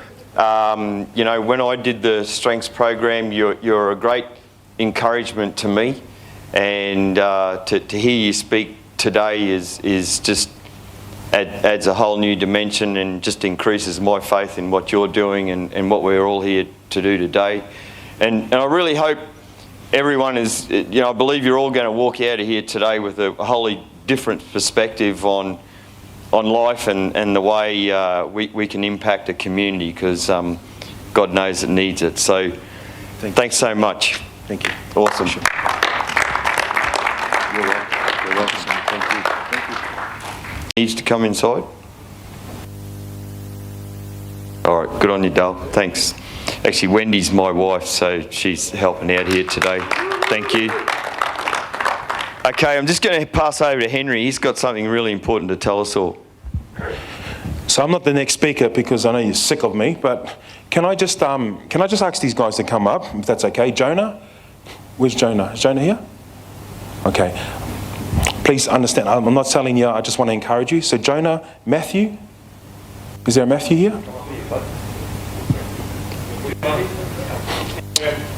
This one over here? You can be Representative Matthew. Yeah, okay. That Matthew, and then Frank. Can I just have Frank? So I've just got permission just to quickly do this. I won't take too much of your time because I'm really keen to hear what these guys are going to have to input. Can I just get you to come over here? Okay. Crazy, eh? With men, eh? Like, big space, we spread out, eh? Ladies, man, they go to groups and toilets. Men like, no, you go, man, I'm good. I'll wait here. You can have like this, got all this, and we can't come close together, eh? Like, crazy. I just wanted to just encourage you guys, but here's what I want to do. I just want to affirm you just in front of the guys here, and I'm going to start with you, okay? And I've just, obviously I met you last time when I came up, Frank, but I just want to say, just on behalf of, I wasn't around when you were young, I'm not your dad or anything like that, but I just want to say to you, Frank, that, man, I really believe in you. And I want to say that regardless of what took place, if your father wasn't not around or abusive or whatever the case is, I want to encourage you that we say on behalf of the other fathers, sorry, that you deserved better. And that we love you and you belong and your life matters. And so I want to encourage you that your greatest days are ahead of you, not behind you. And be encouraged, Frank. Okay, stay there. You're Jonah, is that correct? What a phenomenal name. Jonah, I don't know what your situation is with your father, but I want to say to you, man, if I was your father, man, I would fight for you, I would die for you. You're a good-looking young man with great potential, and I believe in you, son. And I'm here not just to say these words that just roll out of my tongue, but I want you to know that I actually care about you, and I believe you've got a great future, but you've got to make good decisions. And so I believe in you, and you're a young man worth fighting for. I would pick you out of the crowd because I believe in you. And so, Jonah, your best days are ahead of you. You can do this, son. This next season will be a tough season, but you've got it in you because greatness is in your life. So be encouraged. I love you, man. You're a good young man. Okay, amen. Frank, lucky last. Frank, I just want to... Matthew. There's Frank there. Matthew. So it's Matthew, I don't know what your situation is as well, but a lot of things took place in your life many, many years ago that shouldn't have taken place. You were robbed of some things. But I'm here to encourage you now that God hasn't forgotten about you, that this next season will be your greatest season. Everything that you've longed for and wanted for in this season will be fulfilled and will be accelerated. It's just going to be just like miracle after miracle after miracle. And I want to encourage you that you're not alone, that there's actually people that care about you. And mate, you're another guy that if you're a young child and there was a breaking or a severing of a relationship with your father, I want to tell you now that you'll be another guy that if you were an orphanage, I would pick you. If there were 1,000 kids, I would pick you. And I actually believe in you. Your best days are ahead of you. You can do this. You can do this next season. And you're a man that deserves the love and encouragement and honor. And I want to honor you now in front of everyone, that you are blessed. Your greatest days are ahead of you. And how do you run a marathon? One day at a time. So don't look too far ahead. Just live today. Celebrate today. And every day is a gift for you. But mate, I want to say sorry for the things that took place in your life. Because I'm a father, on behalf of all the fathers, and on behalf of your father, we just want to say sorry. And please forgive the mistakes that took place. But you're a good man, Matthew. You're a good man, and I believe in you. So be encouraged in Jesus' name. Amen. Let me give you a hug before you all go sit down. You're good. Two young guys down the back. My son and this guy, I'd like to call him up to you. No? No? Okay. All right. Okay. Thanks, Henry. Hugs are good. Hugs are good. He is 3XL. Good on you, Matthew. I'm probably a little bit smaller than a 3XL, but I thought he'd be bigger than me. Everything above a large for you, Eddie, just, Righto. This next guy is a pretty amazing fella as well. And I've only met this fellow very, very recently, and it was truly amazing that, he just, without a doubt, said, yep, I'm there for you. So Joey Clark recently placed 4th in the Mr. Universe competition in Singapore. It's awesome stuff. I used to try and do this sort of stuff myself ages ago, so I might get a few tips off him later. But lives locally here in Mareeba, so what a great thing to have someone of this calibre here in our local area. He's a great inspiration to those who he comes in contact with. And a statement I read recently by Joey where he says, "You may see me struggle, but you'll never see me quit." I think that's a great thing to live by. So, Joey, please come and address us. Another great hope healer, guys. Eddie, I just might get you to hold the microphone for me for a sec.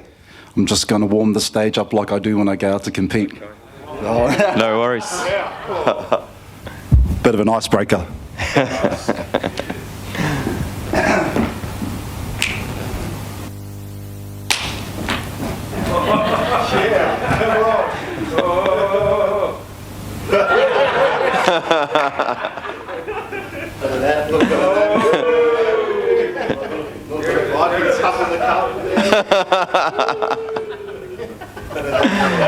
Cool, how cool's that? Actually, most guys this big with this sort of physique probably don't have the moves you got, Joey. I haven't seen it yet. No, thank you, gentlemen. First of all, just like to thank you all for coming out here today. This is such a great initiative, the Man Up program. Just like to thank the speakers that we've had, Henery and John. Just bear with me, guys. This is my first time public speaking, so I am a bit nervous. First of all, I'd just like to thank Eddie Pearce and Tiana Hasty for just asking me to be part of this. When they asked me to come on board and come here as a guest speaker, I immediately said yes. It wasn't about me. It was about coming to something like this and, possibly helping someone, possibly inspiring some of us men out there, because I do understand the struggles that we do go through. So as I said, I feel very privileged and honoured to be here today, and I'd just like to thank those two for inviting me. Thank you. Look, guys, the only thing I can really do is just give my personal story. I can't talk about anyone else because I've never walked in their shoes. I can only talk about myself, where I've come from, and where I'm at today. But as my story goes on, somewhere through there, at some point, I'm going to give my own personal testimony. I'm going to open up about some very personal stuff. I'm going to open up about some very sensitive issues that I went through at a certain point in my life. I've never spoken to anyone about this before, not even in one-on-one with anyone. But I just believe that, the Man Up Forum is a perfect place to open up. And as I said, I'm only going to open up because it's not about me. I'm putting myself out there and I'm opening up on some sensitive issues, but I'm just hoping that maybe my story or my testimony of what I went through might be able to help somebody out there. So that's why I'm here today. So we'll get into it. I was born in a very small town in New Zealand, South Auckland. The name of the town is called Pukekohe. There's not much happening there at all. My maternal mother, she was 16 when she had me. I've never met her. My maternal father was 17 when he had me. I saw him every now and then.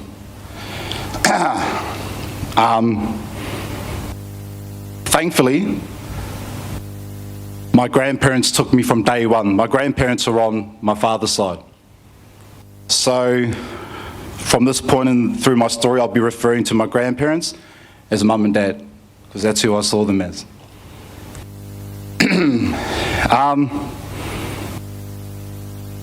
Mum, she was a great woman. She came from a family of 17, from the northern parts of New Zealand. She had some very great qualities. She was a very strong woman, a very positive woman. She always gave me positive affirmations all the time as I was growing up. She was a very hard worker. She was a spud picker. Like her sons, who are my uncles, before me, she used to put them on her back as babies and pick spuds at the same time. Very, very hard worker. My father, he worked in the freezing works in New Zealand. It was quite a distance away, and he used to run to work every day. And he was working in the number one chain, so you had to be very, very handy with that knife, very, very skillful with the knife, and you had to be mentally tough because you're in there for 12 hours dealing with heavy meats. But my father, he left home at 9 to go and work, so he was an uneducated man. One thing I'm proud of with him is that later on in life, he taught himself how to read and write. He did really good. He even became a justice of the peace later on in life, so I'm very proud of him for that. My mother, an amazing woman. One of her early jobs was actually, well, she had a very basic education, but she became a high school teacher, which was, not bad from where she came from, very humble beginnings. But later on, in about the mid-1980s, my father is from the Waikato area, which is Hamilton, near the middle parts of the North Island of New Zealand. They had tribal land that was confiscated back in the 1860s, 1870s. My mother's not from that area, she's from the northern tribes of New Zealand. In 1986, she took the New Zealand government and the Anglican Church to court by herself, won all that land back, and it was a lot of land. Yep, and the Anglican Church had to compensate $1 million a year from that. So my mother built a trust where the people of my father's tribe were able to benefit from that $1 million. So all the property, or a lot of the property that was on these lands, before the Anglican Church sold off half of it before they knew they were going to lose it, the other half my mum started renting them out to bring in more income for the trust. So she was pretty amazing. A little bit later on, actually, she became an MP in New Zealand for New Zealand First. But what was awesome about that achievement was she was in a place, her constituent was in a place called Buckland's Beach. Buckland's Beach is a very uppity where all the wealthy people live. And I'm not being racist or anything, but where all the white people live with all the money. And for her to go in there and win that seat, because in New Zealand, there's still racial tensions. You have to put it out there, it's still there. So for her, a lady of Māori descent, to go into Buckland's Beach of all areas and win that seat was a pretty amazing achievement. So she is an amazing lady, but she had just so much willpower. She just believed in herself. She never took no for an answer. So I thought I'd just like to bring that up. Mum's side. So Mum was, should be 5th generation Mormon, 4th or 5th. So she was brought up on that side of the church, as was I. But on my father's side, they were 5th generation Methodist. And they had a long priestly line in my dad's family, and I'm actually named after my Uncle Joe, who was quite an important Methodist priest back in that area, back in the day. But yeah, so I was brought up in the Mormon faith since a young boy, and Christianity's been a big part of my life. But as a young man, obviously, it goes in waves and certain temptations come along, and I don't think I need to tell any more about that. We came from a very staunch rugby league family, which is a little bit different in New Zealand. Everyone's more rugby union orientated. But I had a lot of relatives that played a lot of representative football. My uncles, some of them even played for New Zealand back in the day, and played a lot of provincial rugby league. So I grew up in a rugby league family, and I love rugby league.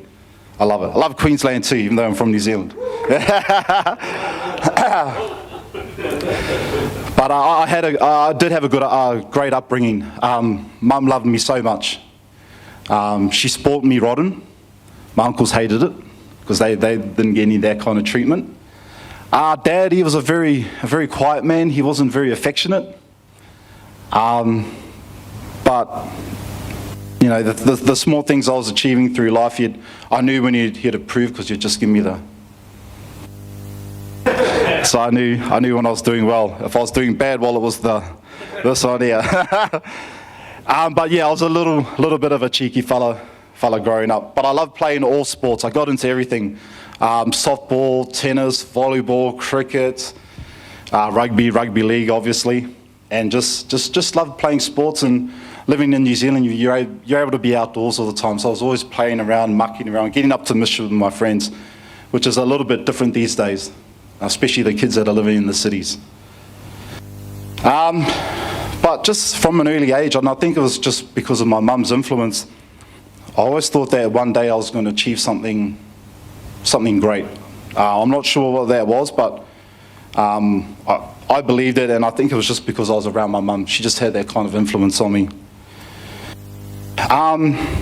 So I was about 12 years old, and I ended up moving here to Australia on a rugby league scholarship with the Dragons. So I went to school in Sydney at a high school called Cogra Marist, and it's like a footy school. So it's set up with the Dragons. You go to school, you do all that, but there's a footy program there as well. So yeah, it was quite cool, but it was a little bit different for me because it was a total cultural shock.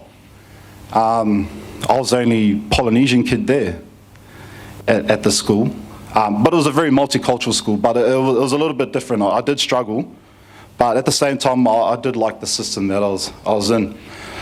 But I was there for 18 months, and I returned home for school holidays, and just out of nowhere, just randomly, my parents say to me, "Oh, why don't you play golf?" And this was at the kitchen table, and I'm, "What did you just say? Why don't you play golf?" I play rugby league. I don't want to play golf. What's that? I'm going to go around chasing a little white ball with those knickerbockers on and looking foolish and doing all this here.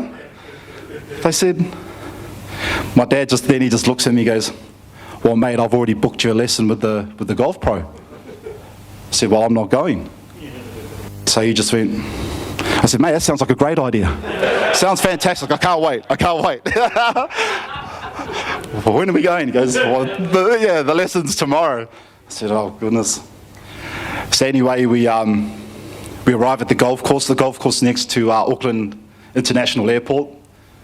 There, it's called Aviation Golf Club. It's a bit of a championship golf course. I didn't know what that was at the time. And I get out to the practice fairway, and my dad introduces me to the coach. And he's from South Africa. I didn't know where South Africa was at the time. So he goes, "Joey." I said, so I've never heard this accent before. This fella must be from Scandinavia or somewhere, I don't know, Switzerland or something. He goes, "Have you ever played golf before?" I said, "No, and I don't want to." He goes, "All righty then. Well, we better not waste your parents' money and their time and my time. Let's get straight into it, eh?" And I said to him, but before we do, where are you from?" He's like, "I'm from South Africa." I was like, "Okay, cool, sorry man, I thought you were from Switzerland or something. I never heard of that place." But anyway, yeah, let's go. Dad's looking at me, so I better hurry up. So the golf pro, he shows me the golf grip, how to hold it. He's giving me a few little swing lessons here, and I'm just going, oh man, I just want to get out of here. I'm a footy player, man, I'm not a golf player. And he goes, all right, grip the club like I showed you. I said, yeah. And he goes, right, stand like I told you. I said, yeah, okay. He goes, that pin there, it's 90 meters away. I want you to try and hit the ball over there. I said, oh goodness. So I stood up. Whoosh, the ball just went. And man, I was hooked after that, man. It was like the ball came out flush and I was hooked. So the only thing on my mind after I hit that ball was golf. I couldn't think of anything else. I didn't want to know about anything else. I didn't want to talk to anyone about anything else. I was hooked, man. And I just remember just waking up at 6 o'clock, waking Dad. Dad, take me to the golf course. I want to go and practice. So I'd practice from 6:30, because there was a practice fairway at another golf club, which was just around the corner from us. And I'd practice from there till 8:30, go to school, come home 3 o'clock till dark, practice. And I can remember Dad I said, Dad, put the car lights on. The car lights are on, so I'll just be practicing there 8, 9 o'clock. Until daylight savings came around in New Zealand. Awesome, man, loved it. I was there till 9 o'clock. And within about 9 months, so I started on a 36 handicap. But after 9 months, I was on single figures. Just over 2 years all up, I was playing off a scratch. And a lot of people who play golf, they only dream of being off, even just single handicap figures, let alone scratch figures. Then I started making stateside or provincial side, whatever you want to call it. So I played age group golf and senior golf for Auckland, which was pretty cool. And my parents thought it was cool, obviously being the only darkie in our family and all the relatives. They used to sky it off all the time. Well, that's my son. He's doing this. He's doing that. They loved it. But all that time, I was playing golf. In the back of my mind, league was still there. It was still there. So I played golf. I started golf at 14, and I played all the way till I was 22. But as I said, rugby league was always on my mind. I always wanted to play. I got to the age of 22 and I said, stuff this, I want to have a go at rugby league. And everyone was saying, you're crazy, your golf career, you got all this and that. I said, I know what you're saying, but it's something that it's in my heart. I want to try, I want to do. So I just started working hard on my fitness and started working hard in the gym for about 3 months. And I went and signed up with one of the local clubs, the Mangere East Hawks. They're a great club back home in South Auckland. They had a pre-season game coming up. And I said to the coach, chuck me in. Have you played before? Nah. Nah. Can you play? Yep. I just had this, something in me just said I could play. And I just knew it. I just knew it. Even though I hadn't played for such a long time, and I was going to be up against men, and good men, we're talking A grade here, and I just backed myself. He said, all right, we'll give you a chance. What position do you play? I said, 5'8". 5'8", mate. I was a very, very cocky, brash young man. But I don't know, I just knew, I just backed myself. He says, all right, the game's on Saturday, let's see how you go. All right. So I turn up, play the game. It was against our arch rivals, like you have the local derby up here, Atherton, Mareeba. So we had them in the first pre-season game and end up scoring 4 tries and scoring 32 points all up on the day. So see, I told you, coach, I can play. So I ended up playing that whole season out and I stopped playing golf. My parents were, before I started playing, just before I was about to play footy, my parents were just going off, man. They weren't happy. But when they came and watched me play that first game, they were proud as punch, and Dad was over the moon, obviously being a very big rugby league diehard. So at the end of the year, at the end of that season, Actually had some offers to come to Australia with a few teams. I had the Young Guns, who were the Cowboys, had the Brisbane Norths, who at the time were with Melbourne Storm, and had like a Queensland Cup team. I think it was South Logan. But when these contract offers were coming through, I had two mates that I played with at the Hawks, and they said, "Oh, I heard you're going over to Aussie." I said, "Yeah, I'm going to go play footy." "Man, would love to come too." I said, "Well, let me see what I can do." So I spoke to a couple of the other clubs, and I said, "Oh, look, I've got two mates that want to come with me. Can you put them on the same contract?" "Hell no, we never even seen them play before. Can they play?" I said, "Well, they weren't that good," but I said, "Yeah, no, they can play. They're really good." They said, no, you can't. I said, "Okay, I'll get back to you." The guy from Townsville, one of the recruitment guys there, he was coming to Cairns with Ivanhoe's. And he gave me a call, and I said, "Hey, Paddy, I've got two mates. Mate, great rugby league players. How about giving them a contract too?" I said, "Oh, I don't know." I said, "Mate, Paddy, if you want me, you're going to have to sign these other two too. You're going to have to put us all on the package deal, put me on the same deal that I'm on. So I want, for all of us, free accommodation, a house, money, and transport." Next day, he got back to me. "Yep, cool. Send me through the details, and I'll send through the plane tickets and the contracts." The very next day, yep, he kept his word. And I think it was January 31st, 2004. Eddie Tukarahi, who you've met, and Eddie's he's quite a big lad, yeah. He's a bit like Steve over there. Big lad, and my other mate, Sione Takapu, we all ended up coming over here 2004, so we all came together. Eddie's still here to this day.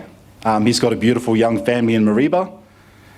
He's got 2 kids now that he's had here, 2 from a previous relationship, but he ended up bringing his whole family over here. So there's a lot of his relatives in Mareeba. Sione brought a lot of relatives over here too, and they're still here now. Halfway through the 2004 season when we were with Ivanhoe's, I actually ended up quitting the club.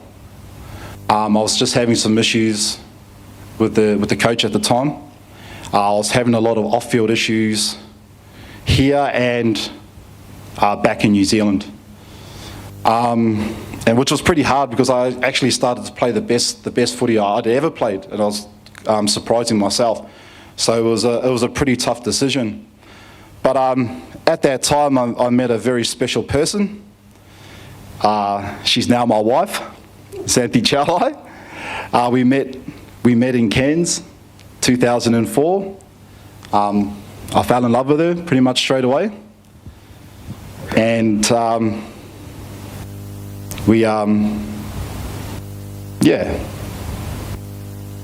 things still weren't going right for me off the field. And I was actually about to head back to New Zealand. The club gave me my plane ticket home. I was just having a lot of things going on at the time, and I was ready to go home. But I was very fortunate. I had a friend stop me at the last minute and say, "Joe, you're making a big mistake if you go home. There's nothing at home for you. Your future's here." And I couldn't see a future at the time. No way. But he said, "Look, if you stay here, I'll get you a job, and you can stay with me." And that was at the Crown Hotel as a barman in Cairns. So thank goodness that I did stay, because a month later found out Santhi was pregnant. So that could have, if I'd gone home, things could have turned out very, very differently for my son. But we'll get to that part there. So after working at the Crown for a year, I ended up moving back to Mareeba. And my oldest son was born on January 15th, 2005. So that was one of the main reasons. When I moved up to Mareeba, I started working at the Stump in Atherton, and also worked at the Mareeba's Leagues Club. I just did that for like 2 years. That's all I did nothing. Nothing, it was just work. I don't know what's going on. I just worked, and that's all I was doing. But at that time, when I did move back up to Mareeba, I was reading a lot of articles about Dwayne Johnson, The Rock. I was reading a lot about Arnold Schwarzenegger, Sylvester Stallone, Jean-Claude Van Damme. I was really getting heavily into their bios, and when anything would come out on those guys, I would always read it. But The Rock and Arnie would be the main two. Fast forward to 2007. As I said, I was doing nothing from 2005, 2007, but the big news in 2007 was Chris Shepherd was retiring from the NRL, and he was only 26. He's a Mareeba junior, and he had played for the Cowboys at halfback and played for the Dragons at halfback.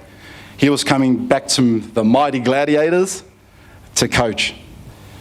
And that was big news for the town because we just lost the grand final in 2005, and we were definitely looking for redemption there.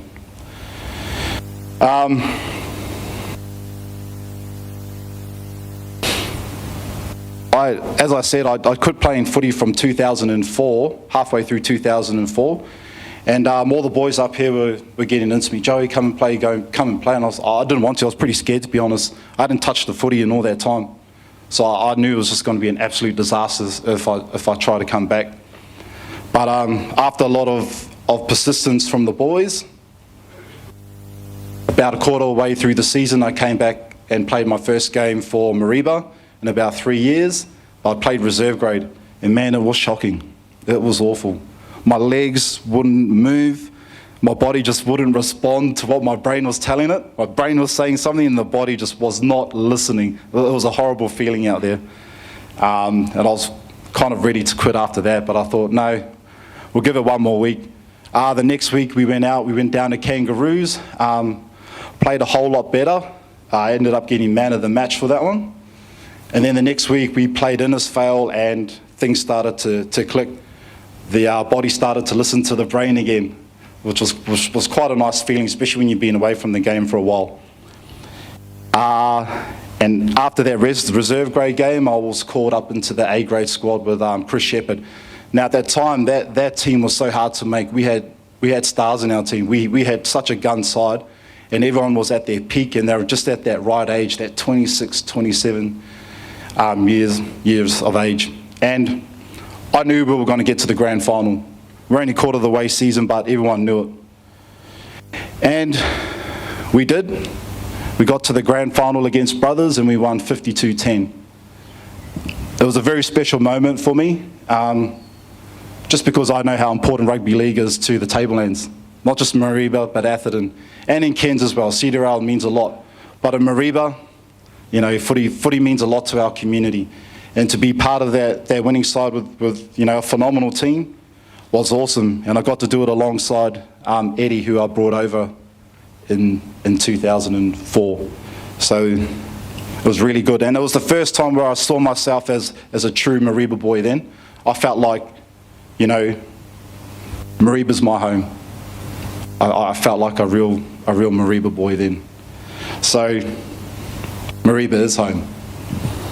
But in 2008, something changed in me. I wanted to learn some new skills. I wanted to change my life. I wanted to do something different. I just felt very stagnant at that point in my life. I just felt like I wasn't achieving anything.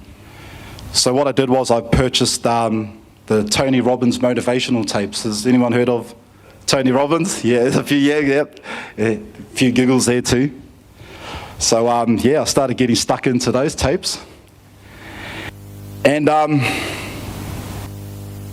after listening to the tapes, I said to Xanthi, hey, let's move to Brisbane. She's just like, why? I said, I don't know why, it's something I have to do. Let's go. She goes, okay. The next day, she was working for Suncorp in Mareeba at the time. The next day she goes into work, she gets a transfer to Greenslopes Suncorp in Brisbane. She comes home and tells me. I said, awesome. So we sold everything up, and within about, I think, 10 days, We crammed everything into our little Kia Rio that we could fit in there, and we drove to Brisbane. We didn't even know where we were going to stay. We didn't know anyone. I just knew that I had to put myself in an uncomfortable position to learn these new skills, because I just didn't think at the time that I could learn those skills up here. I needed to put myself under the gun out in the big smoke, because I knew one day if I could do it under the big smoke, I knew that I could return home one day and use those skills up here. So the first thing I wanted to do when I got to Brisbane is I wanted to open my own personal training studio, because I had a love for health and fitness. It took me a while. Opening one of those things cost quite a bit of money, which I didn't have at the time, and I was only working in a bottle shop, in a dead-end job in Sunnybank Hills, where Jonathan Thurston's from. But after about a year working in that bottle shop, I think it was about 2009, I ended up getting the money together and getting that studio up and running. And I also wanted to open up functional boot camps, outdoor camps, that were different, that nobody had kind of done in the industry yet. So Xanthi and I, we purchased all the equipment, and we did that as well. The cool thing about the PT business was I was able to coach a lot of athletes down there, but I was designing sports-specific programs. So I was dealing with golfers, tennis players, cricket players, triathletes, athletes, track and field, rugby league, you name it. But I was putting together customized sports programs, and the kind that nobody had really seen before. I just had a knack for understanding the biomechanics of a sport, and I had a knack for being able to design the right exercises around that sport to get the most out of that athlete. It's something that I really enjoyed. I also enjoyed helping people with their body transformations, and also just enjoyed helping people in general just to get fit and healthy, because I saw the benefits of what was happening to them in front of my eyes. Not only was the body changing, but the mind was changing as well. So it was really cool. But another thing I went to Brisbane to do is I wanted to get into radio. I wanted to become a radio presenter. I think we spoke about this the other day briefly, Steve. So after about, I think it was about 2 years doing the PT thing, I started looking into how to get into radio. So Xanthi and I jumped on the internet. We're looking at, courses you have to do, etc., researching for ages, and then one popped up. A radio station in the Valley of Brisbane. They were holding in-house courses on radio broadcasting. Man, I just jumped up and grabbed that phone real fast, dialed the number, and I said, do you have any spots left for the training, for the in-house training there? And they said, we've got one left. I said, sign me up. How much is it? I can't remember how much he said. I didn't care. I just went and paid it. Wasn't worried. I think 2 days later, the course started.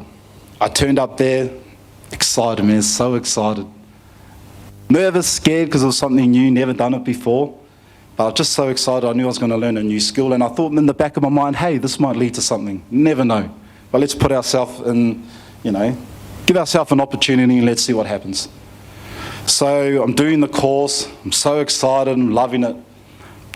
2 weeks into the course, the tutor comes in and she says, guys, an announcing spot's opened up. One of the announcers has had to leave. They've had to go overseas. Their mother's sick, and she won't be coming back. And there was about 20 of us in this class at the time. And I was like, oh yeah, this is cool, this is cool. And she just looked at me and she said, Joey, you've been performing well so far in these courses. Would you like to take the job? And I said, this is what I've been waiting for. So definitely, I put my hand up and I just grabbed it. And the cool thing was, she said, you're free to do whatever kind of show you want to do. And I was like, oh, that's fantastic, great. So I got on there, I made my own show. So it was basically R&B Friday before they even had R&B Friday. So I was doing all that, but I was kind of announcing at the same time. So I was playing all the music I loved, and I was able to talk about topics that I loved. So I really, really enjoyed being on the radio. I just absolutely loved it. I had a ball. But what happened maybe about a year or so after was what I started getting into books, and I read a book by Robert Kiyosaki. Has anybody heard of Robert Kiyosaki? Rich Dad, Poor Dad? Yeah, nice. Awesome. It was actually the book that came after that called Business of the 21st Century. I opened that up, and right at the front, Robert Kiyosaki's book was #1 financial book, probably one of the best all-time sellers, all time. I opened up his second book, and right at the front, Robert says, to be successful in life, you need to know how to do sales. You need to learn how to sell. I was like, right. A few weeks before that, I had a friend come to me and he asked me to come on board at his company that he was managing, which was selling solar systems. And I said no, because I didn't know anything about solar. All I knew was something to do with the sun. Had no idea. No idea whatsoever, very naive. Anyway, 2 weeks later, I jump on the phone, I give him a call. I said, hey, Tommy, is that office still open with the solar job? He's like, yeah, mate. So I went there, he took me under his wing and taught me everything I needed to know about solar. Everything, the technical side and also a bit of the selling side as well. But being new to sales and being new to the solar industry, I was very naive. So the company I went to work for, it was a Chinese company. They didn't put any money into marketing. So they didn't put any money into news ads, TV ads, flyers or anything like that. So I went there, so I was cold calling from the phone book. Man, ringing up people, just picking a number, calling and trying to book an appointment to go around and sell some solar. Or if I wasn't doing that, I was on the road door knocking. For 6 months, it was horrible. Failed miserably. Torture and the stress and pressure I was under, it was definitely taking its toll. But I just kept persisting, even though I just felt so much stress. About 6 months into it, after all these failures and all these no's, I started to work out the psychology behind selling. Well, I worked out enough effective tools to get me by. Once I did that, mate, I just took off. I just started flying. I was selling probably 8 5-kilowatt systems a week, every week. About a month into doing that, the owner comes to me and goes, Joey, I want you to be sales manager of the company. And it was all his friends. So he was from China. He was a businessman from China, had a lot of money. But everyone he had working for them were all his Chinese friends or family. He put me in charge of them. And about 2 months later, he puts Anthony in charge as general manager there. The reason I talk about that is because I learned some awesome lessons there. Not so much the selling side, which I did, but I learned persistence. I learned not to give up. But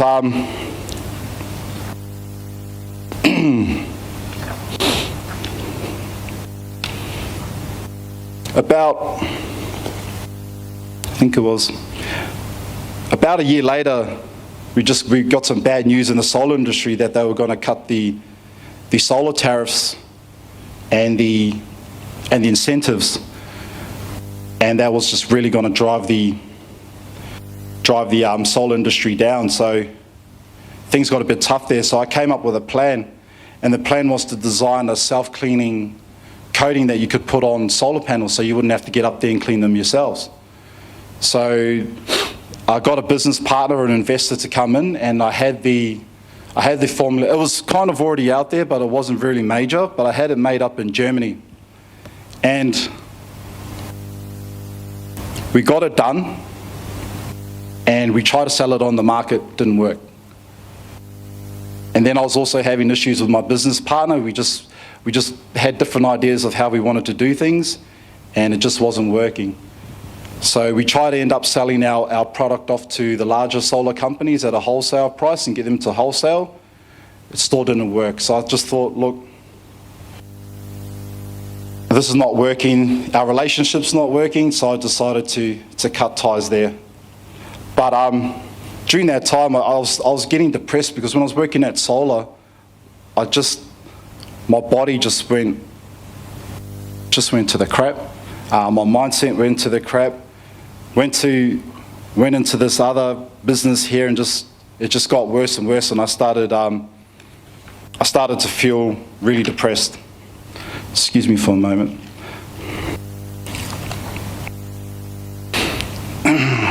But this is where the story starts to get really real here now. So this is where I start to talk about my testimony and where things get very personal and sensitive. As I said at the start, I was going to open up about things that I've never spoken to anybody about before. And as I said, I just think this is the perfect time and the perfect forum to do it. And so I think it was 2012, something like that, Cynthia and I we moved to the Gold Coast. I just thought I needed a change. I thought if I moved to the Gold Coast, everything would be all right. We moved to a nice place. We had a townhouse, had nice swimming pool, tennis courts, spa pools, saunas, etc., etc. And I thought that would cheer me up, but it didn't. I started to fall into a very, very deep state of depression because I just lost my business. The solar industry was down. I was getting up every day, putting a suit on and walking into jobs and trying to ask retailers for jobs. I was online all the time. I was doing everything that I could to get a job, but I was getting brushed at every turn, and it started to really take its toll. It was about 6 months of that. 6 whole months of turning up, trying to find a job every day and just getting brushed and getting knocked back. It took a lot of confidence out of me. It started to hurt, and as I said, losing your business and everything else like that started to really take its toll on me mentally. So I started to get really depressed, and then it really started to kick in and just really started to compound. I started getting suicidal thoughts. I started to get very, very, very, very negative thoughts in my life, stuff that I'd never experienced before. I just felt useless because I couldn't provide for my family. I just felt useless to myself, and I just felt like I wasn't achieving what I wanted to. I was just so unhappy with myself. And as I said, it just really, really, really took its toll. It felt like you're stuck in like a mining shaft. The mining shaft is just closed in around you. It's a very dark place, and you can't see any way out. There's no light at the end of the tunnel. You just feel so trapped. You feel helpless. You feel useless. You feel like you can't do anything. And those suicidal thoughts just started to compound over that 6-month period, where it got to the point where it was, okay, I was looking at, okay, putting those thoughts into action. I went through all the different types of scenarios of how I was going to do it. And the best one I came up with was I was going to decide to just gas myself in the car. I'd picked the day and the time and the place to do it. But obviously it was very hard. Had a loving, positive wife and 2 amazing boys at the time who I dearly loved, and I was going to leave them behind. So I also felt selfish as well. But I just felt like I wasn't good enough for them, and I wasn't doing right by them with my life. But at no time I wasn't blaming anyone else. I was blaming myself. So there was no one else to blame. But a couple of days before D-Day, as I call it, it was at night time, and I was in my room, and something inside me just said, Joey, you can't leave Xanthi and the kids. You can't leave them behind. And at that time, I just felt like I needed some type of inspiration. If ever there was a time I needed inspiration, it was then. It was literally going to be never. I picked up one of those old muscle and fitness magazines with Dwayne "The Rock" Johnson in it. It was one that I'd read a million times, and I went over it. Actually didn't get anything out of it. So I put that down. Then I picked up the phone. I jumped on Google and I typed in Dwayne Johnson's story. And then the story came up. I don't know if you guys have, has anyone read any of his stories about the depression that he went through at different stages of his life? No, it's something he speaks about a lot, especially right now, because he understands like what us men are going through. So Dwayne, he went through some serious bouts of depression throughout various stages of his life. But this is what saved me. So this is my testimony. This is what I can tell you that has worked for me. And as the story just goes on a little bit more, you'll understand why I've come to this point, this current point in my life. The Rock said, quote, "Work on your body and everything else in your life will fall into place, including your mindset." He later on said, because it was the only thing he could control in his life, and that's what he had always did, and why he's so pedantic about working out every day. That's the foundation that got him to where he is today. Now he said this because the people he looked up to when he was growing up all had phenomenal bodies. The first person was his father, who was a WWF all-star of wrestling. His dad's body, in my opinion, is better than his son's body. His father has better genetics than his son. So he also grew up around all those wrestlers of the time.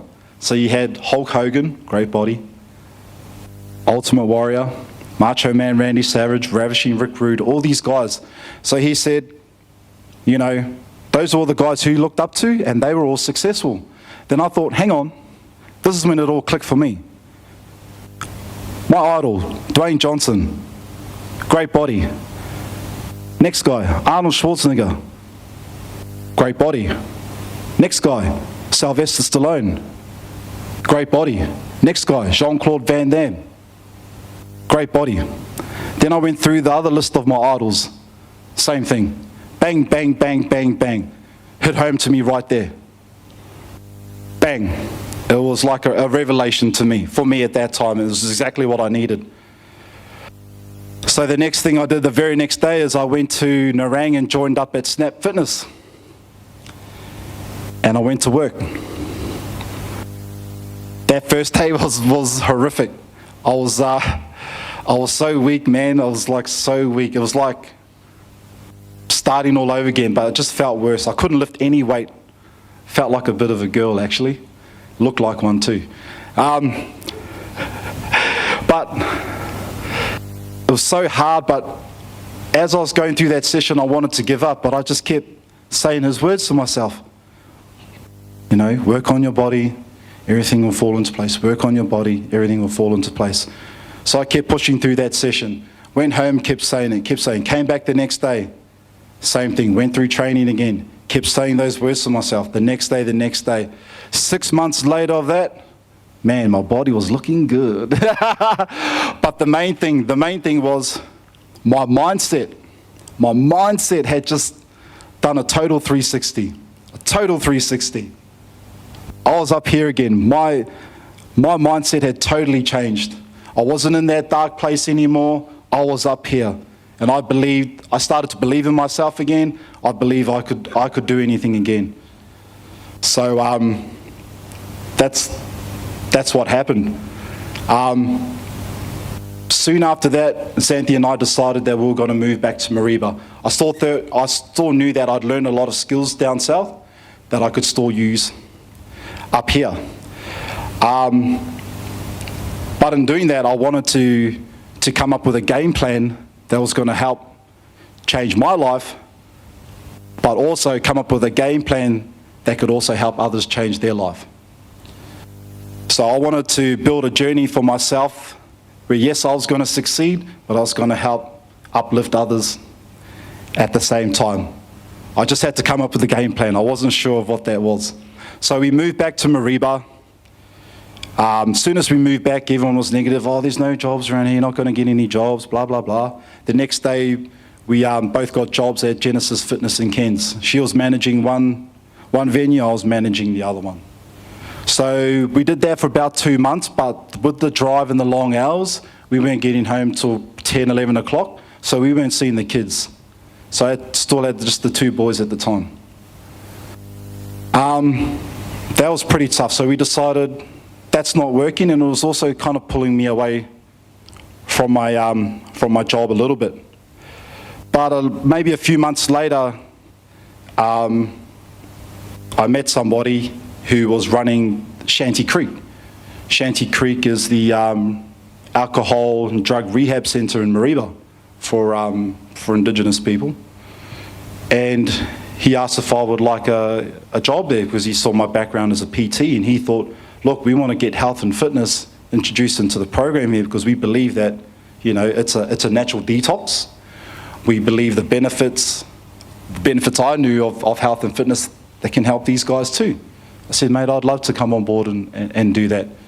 So I got to Shanty Creek and I immediately put in a gym program. So they provided the funding, and 4 times a week I was taking our residents from Shanty Creek out to the gym in Mareeba.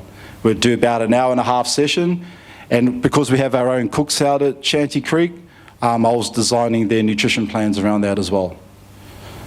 I'll bring up just a quick case of how health and fitness has helped me to help someone from Shanty Creek.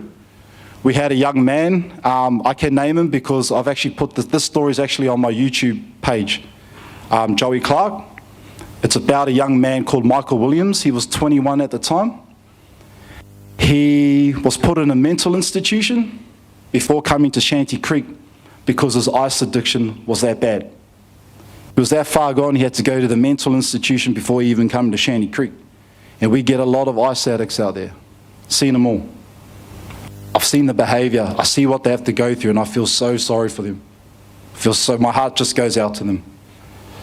But anyway, Michael was drawn to me because I guess I had a good physique. Young men are impressionable. And we all need to look up to somebody. Michael just kept harassing me all the time. Joey, asking me questions. How do you get into shape? And how do you do this? And how do you do that? How do you do that?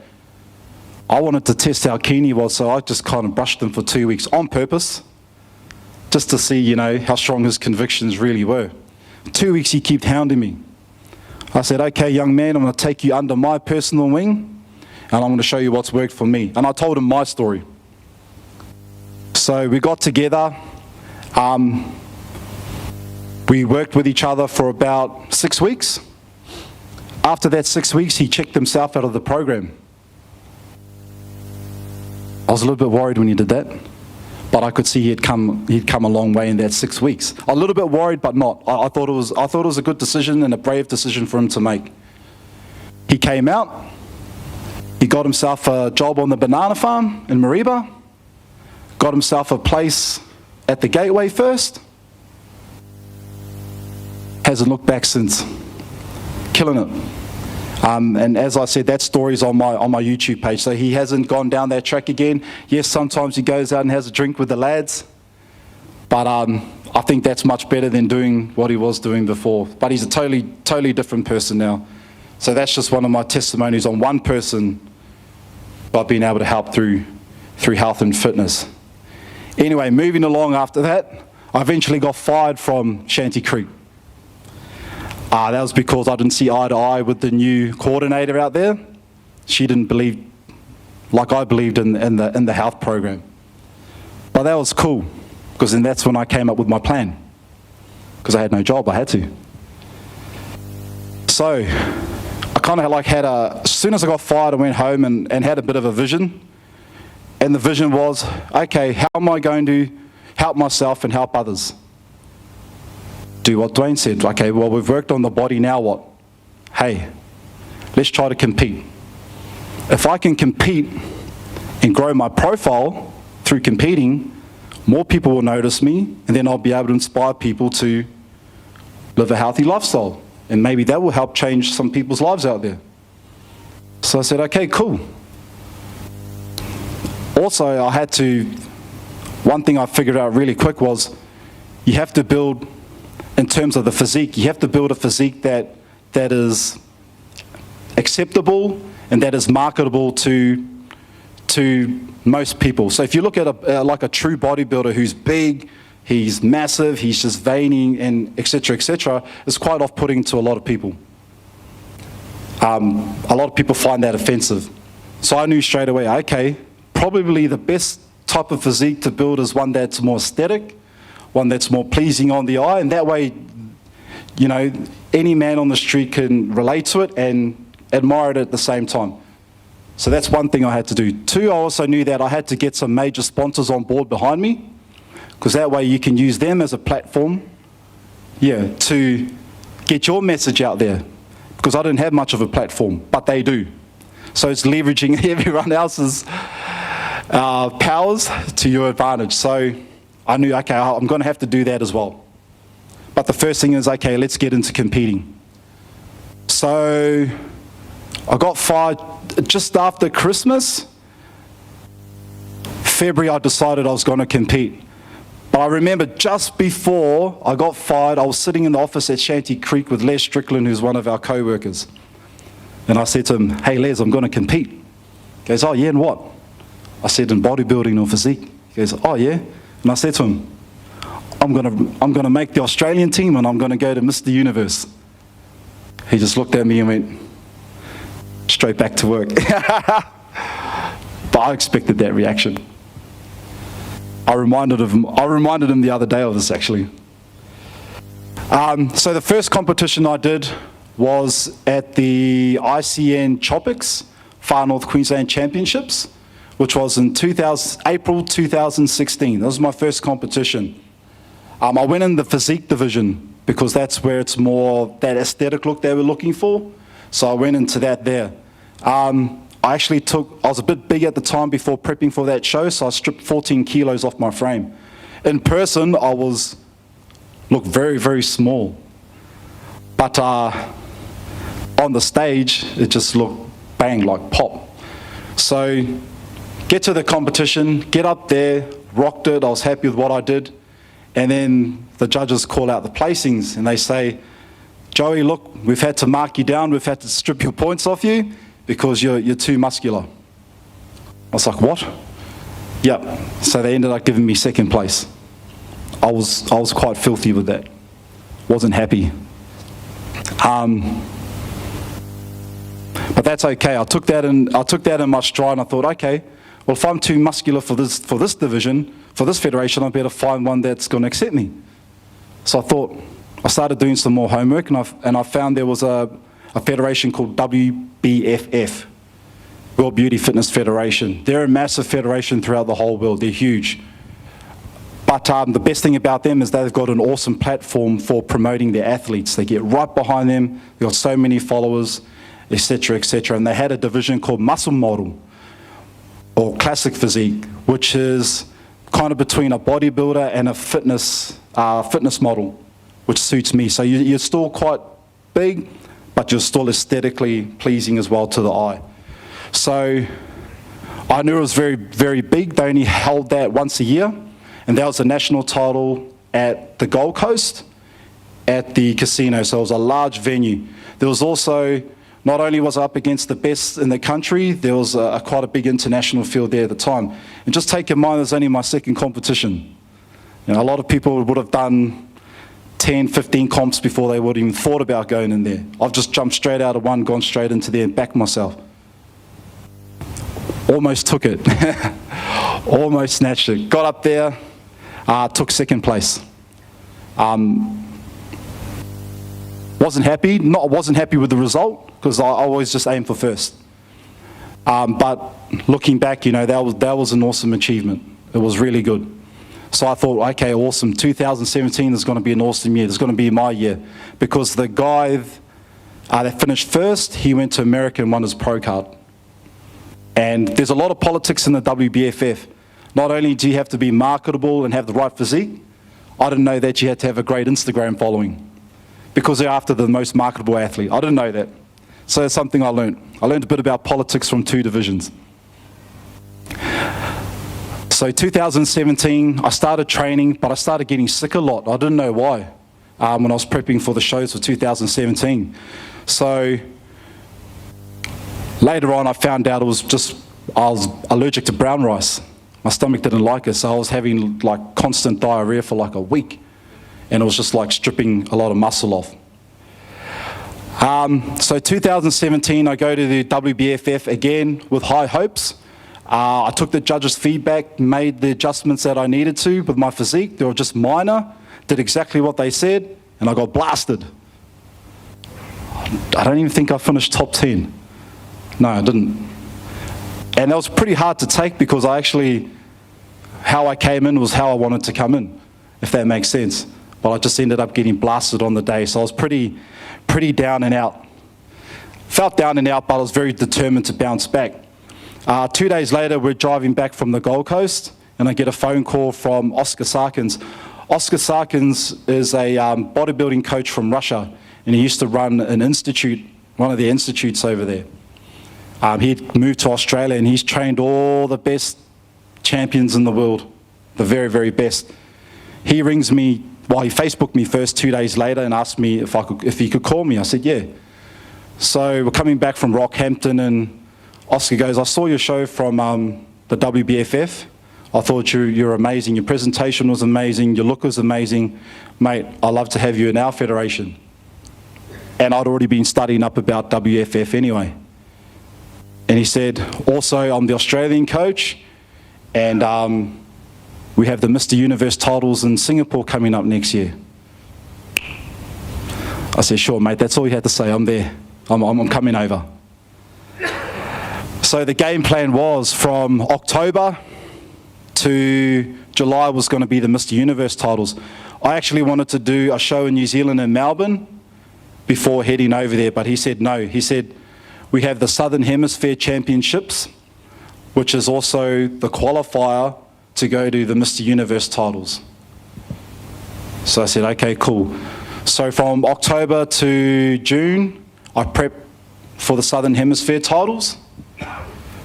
Got there, ended up winning both my classes, the open class and the novice class. What that did, that also qualified me for the Australian team to go to Mr. Universe. 3 weeks later, found myself in Singapore with the Australian team, getting ready to tick off one of those goals, which was to be in Mr. Universe. I didn't get the result I wanted. I finished 4th. It was a massive lineup. I was disappointed in the result, but I was also very, very determined right at that time to get better and to improve and to be number 1 in the world. It's not out of arrogance that I wasn't happy with number 4. It's just that I believe I can be number 1, and it's only going to be a matter of time. That's just how I looked at it. It wasn't arrogance. I just knew what I could do. So coming up, we have the Queensland titles in September 30. The week after that, we have the Australian titles, October 7th, and then I fly off to the World Champs in California, in Huntington Beach, and I'm working very, very hard. I'm dieting very hard. I'm training very, very hard to take all 3 of those titles. I'm not saying I'm going to take all 3 of those titles, but I'm preparing to take all 3 of those titles. And as I continue to succeed, it's just going to allow me to have a larger platform to help inspire a lot more people, especially in our community, because I do love our community. I have a lot of love for the Tablelands, that's for sure. So basically, that's my testimony. I know it went on for a little bit, but I just thought, I'd have to share that about myself. I'm only 2.5 years through a 5-year plan that I've put out there for myself. As a lot of people know, when you set goals, especially like a 5-year goal, all the magic really happens at the back end of the 5 years. You'll see nothing for a long, long time, even halfway through. But when you get to that back end, it's like compound interest. Everything just goes bang, bang, bang, bang, bang. So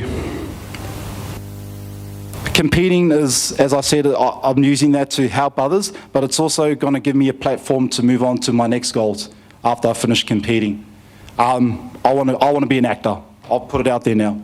I want to get into acting. I'm not afraid to say it. And that's why competing is going to give me the opportunity or a platform to achieve that, especially as my profile grows. But that's great because then I'm able to help more people. So don't be surprised if you do see me there, guys, because I'm working towards it. The take-home message, from my point of view, and it's cool because everyone has their own story and own testimony, but for me, it's what Dwayne said. Work on your body and everything else will fall into place. I think I'm a testament to that saying so far. And guys like Dwayne, Arnold, and all those other guys I've mentioned before, they're testament to that as well. But from a Christianity point of view, I have this also to say. Your body is like a temple that houses the spirit. Would you agree? Good. And in terms of health and fitness, you're able to give your spirit a clean temple to live in. So that's my message there. Once again, I'd just like to thank Eddie and Sienna for giving me this opportunity to come and talk to you guys today. Apologise if I went on a little bit, but as I said, it's my story. I can't tell anyone else's story. I can only tell what's worked for me. Thank you very much, guys.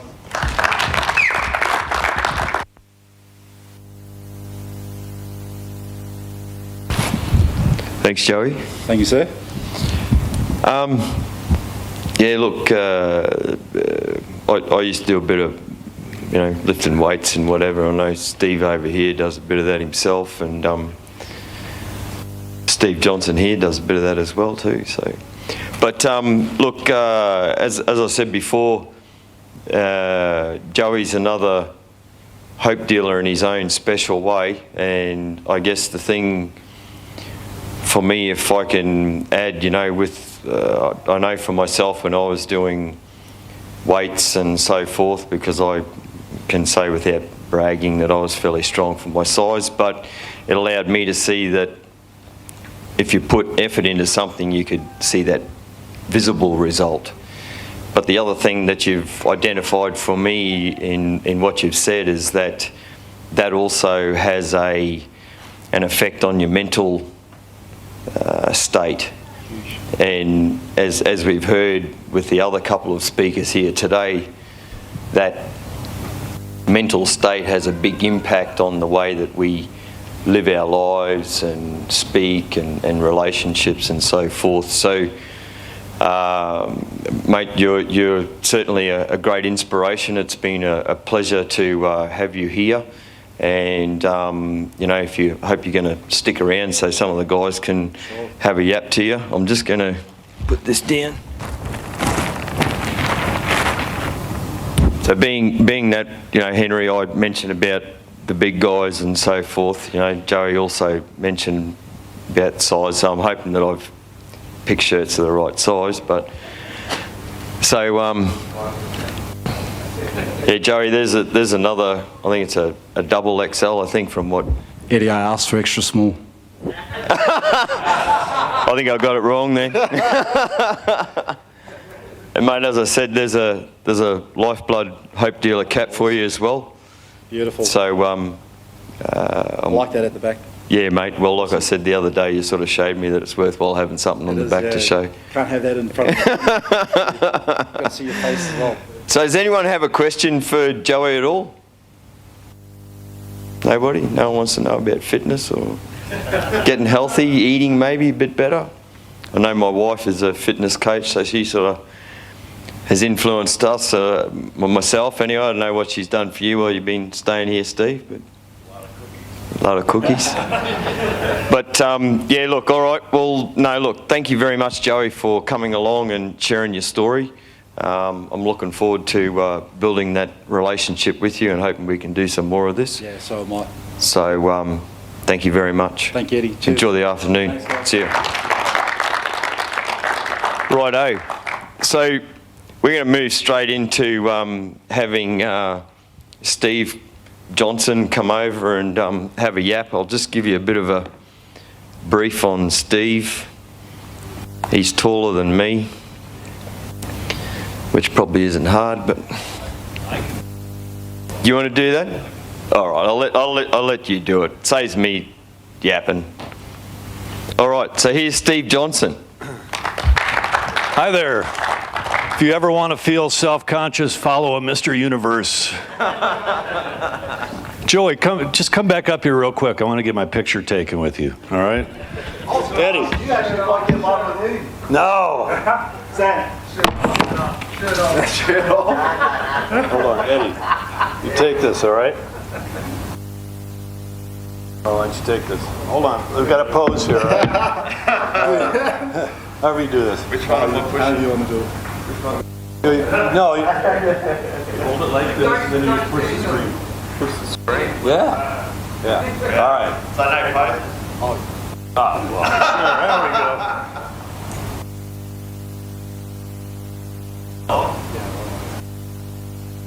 Listen, while we got you up there, how about Henery, you come up and... Oh, yeah. Big fellas together, mate.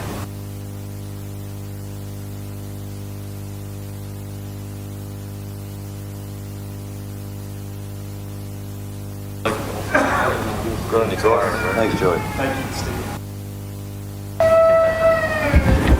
All right, I have a question for you guys before we get into this. What would you call this? Huh? It's a power strip. All right, this is a power strip. We had this conversation at Eddie's house last night. We were comparing terminology, and he didn't even have a word for this. He called it a box. A junction box. Okay, it's a power strip. Hold on. We're not done yet. What's this? Extension lead. I heard extension cord. Thank you, Matthew. Because that's what it is. We all know that. That's an extension cord. I bought one at Walmart too. And so I've been here 3 days now. I keep hearing Eddie say, "Good on ya," after a conversation. I had to finally ask, "What are you talking about? Good on ya." We say, "Good for you." Something. Well, I bring you greetings from America. And I don't know if you guys get any political news out of there, but it's a little bit of a crazy place right now. So it was good to escape there for a week. And I'm really thrilled to be here. What Eddie hasn't told you is how I ended up here. And about 3 years ago, I woke up one morning, I got on my computer, and there was an email from this guy from Tolga, Queensland, Australia. And he said, "How can I order a John Turnipseed film?" And I sent a note back. I said, "I'll be happy to send you one, but you got to tell me, how did you find out about me?"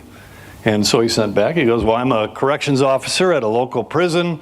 There was an inmate that was reading John's book, which is this one right here, and it changed his life.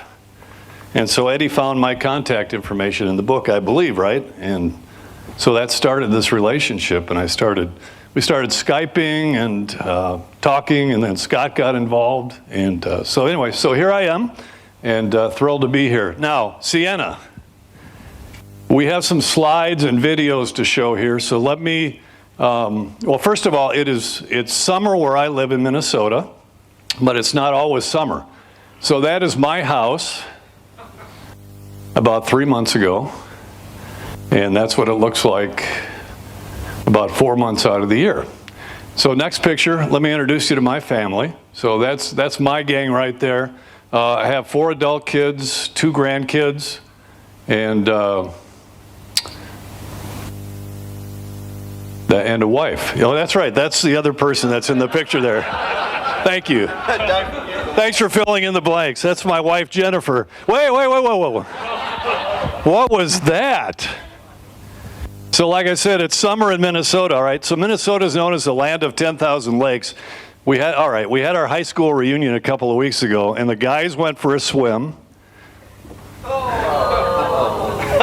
What? What? Which one's the idiot? I'm hiding in the back there. Isn't that a great picture? I love that picture. All right, let's get off of that. Next. Okay. So this, what I do, all right, so we'll have to kind of walk through this. All right, Santa, go ahead and hit play. So what I have done for a career is, my background is the television business. Can you hit play?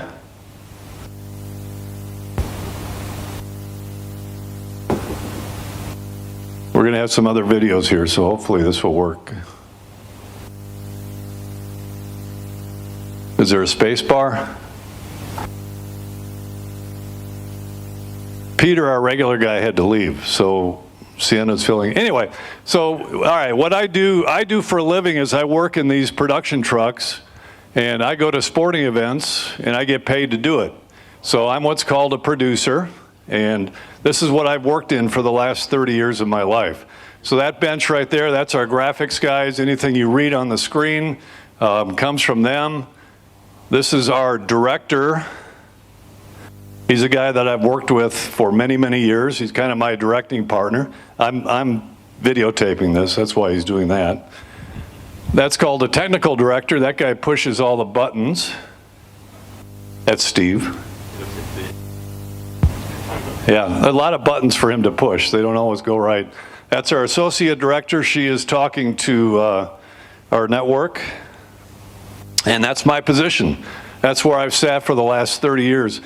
It's not that cool because I go to sporting events, but I'm always sitting in that, so I never get to actually go in the arena because that truck is always parked by a dumpster, or I don't know what you would call a dumpster here. A big trash, a big rubbish truck or something like that at a loading dock, okay?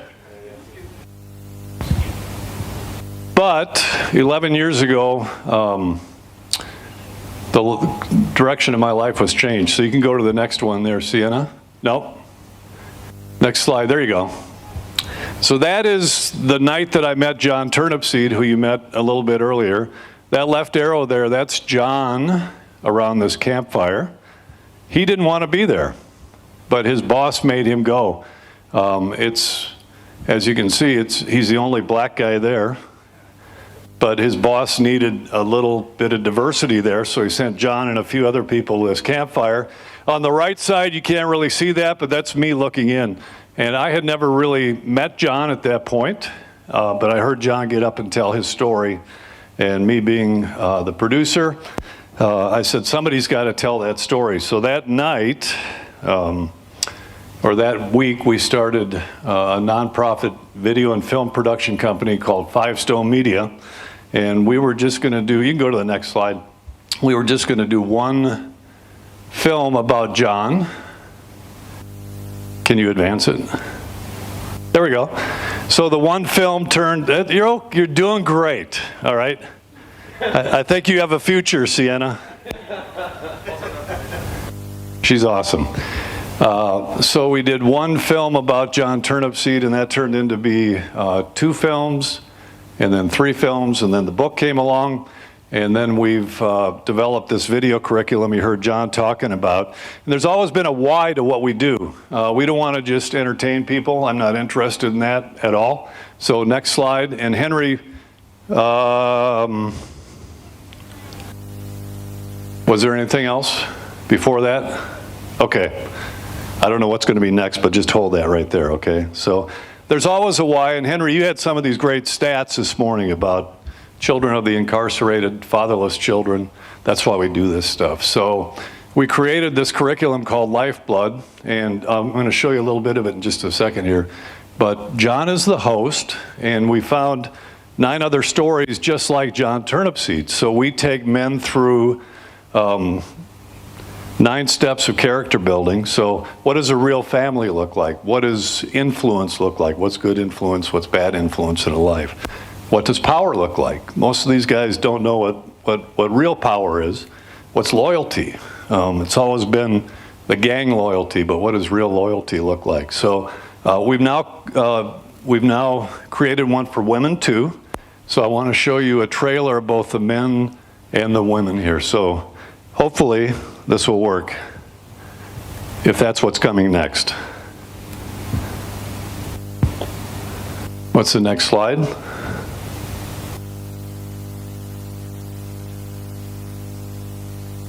Hey Scott, can you help Sienna out there? We're trying to advance to the video there.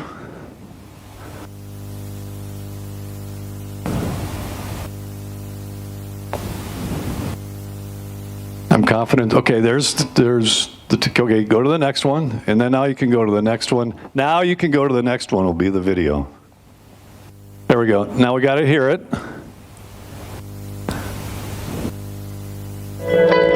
Yeah, all right, making progress. A changed life might seem hopeless, but I know for a fact it's not. At one time, my life was a complete train wreck. I valued nothing. There are a lot of people who would tell you that I should probably be dead, or at least still in prison. And back when I tried to take on the whole world by myself, back when I thought I had the kind of power that mattered, that's exactly where I was headed.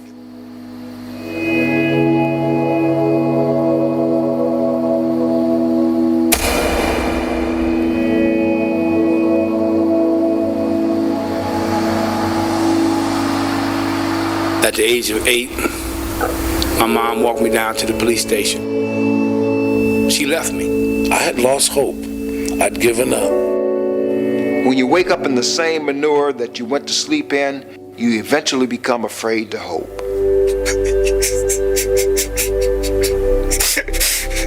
Please make it stop.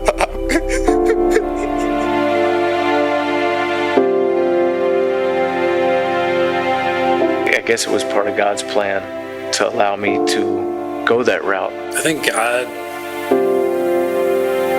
has used my parents to give me just a peek or a glimpse into the love and compassion and forgiveness and acceptance that He has for me.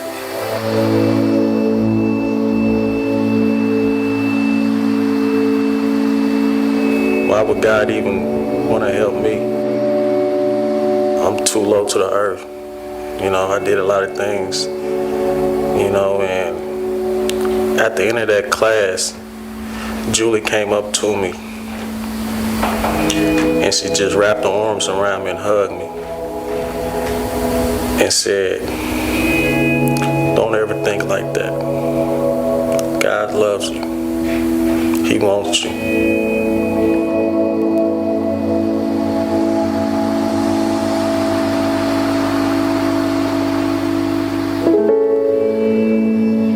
It's never hopeless. I have seen the greatest darkness that I think exists in this life. And yet here I am on the other side, and I'm not special. There's nothing about me that makes me different or why I should have lived. I have no idea, but I know that if someone is struggling today, that it can all be turned around.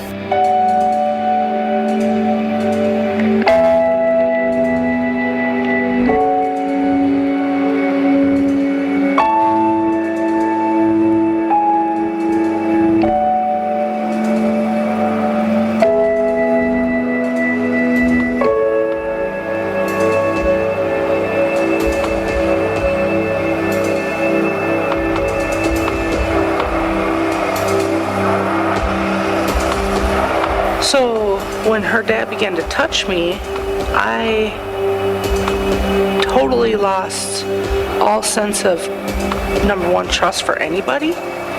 And I felt so hopeless at that point. They told me that my HIV test had came back positive. And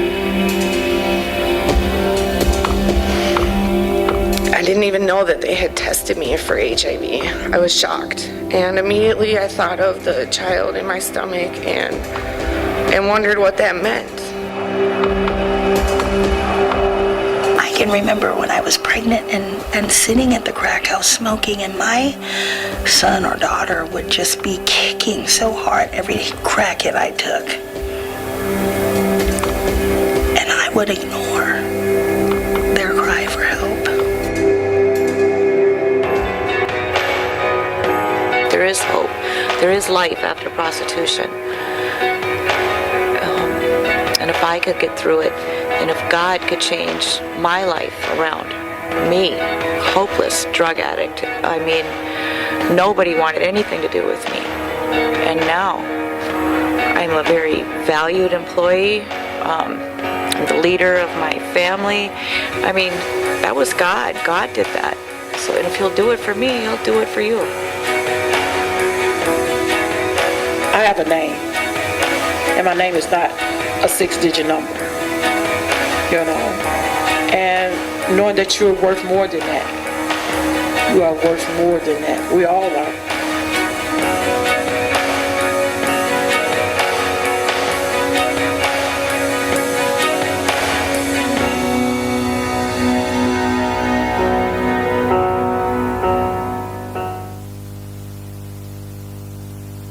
That's just a little taste of what we have there. Good job, Sienna. You're doing a good job. You saw in there one of the ladies, Sheila Ray Charles. She's the daughter of Ray Charles. I don't know if, do you guys know Ray Charles? Okay. She passed away 9 months ago. And she left us with that legacy to tell her story. And we're really honored about that. So you heard John this morning talk about these movies. So we've done 3 movies, 3 short. This is not a feature-length film I'm about to show you. These are short films. The first one was called Turnipseed. It was just about the relationship with John and his father. The second one was called Turnipseed Second Chance, and about the second chances that we all have in our life, not just John, okay? We asked the question in that film, how many second chances does a man need? And the answer is just one, if you use it right. But we all get one every day, right? Every time we wake up. And then you can go through the next, these are just some production slides. The next slide, Sienna. Advance.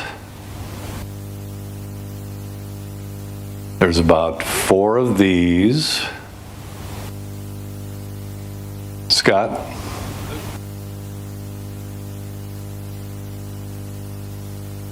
There. All right, just keep going. Next one, and hold it right there. All right. Third film is called Turnipseed Legacy, all right? And this is about the relationship with John and his son, little Johnny, who we talked about. And we filmed this about 3 years ago in Los Angeles. And I'm going to show you this film right now. So if we can advance. There we go. And sound. Can we get these overhead lights turned off? If anybody knows how.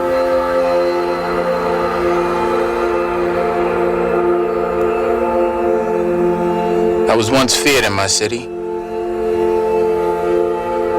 Feared because I wore the family name owned by generations of pimps, drug pushers, and murderers.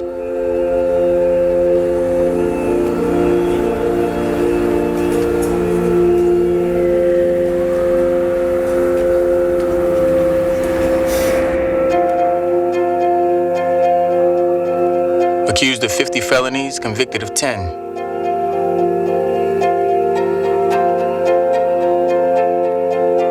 Prison, paroles, and probations defined my life. And I did it all for my family.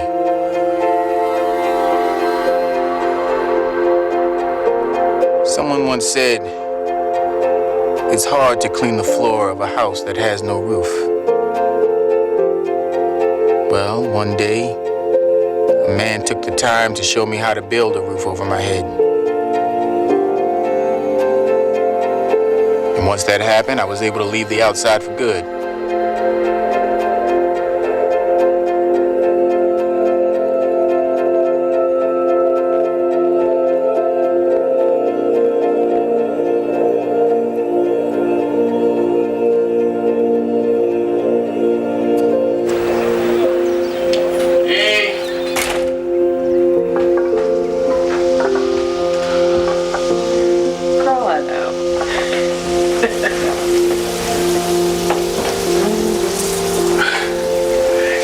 Something smells good in here.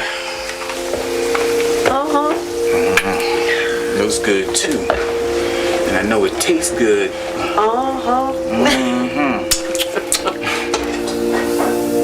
But just because you've left the life behind doesn't mean it leaves you behind.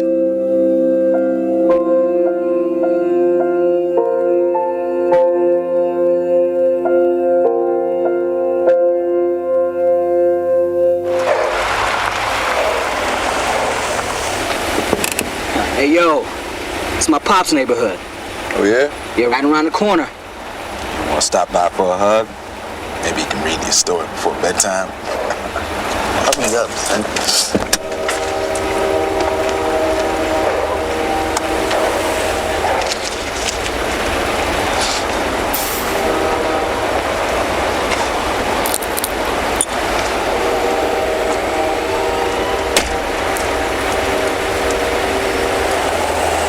Yo, make it quick.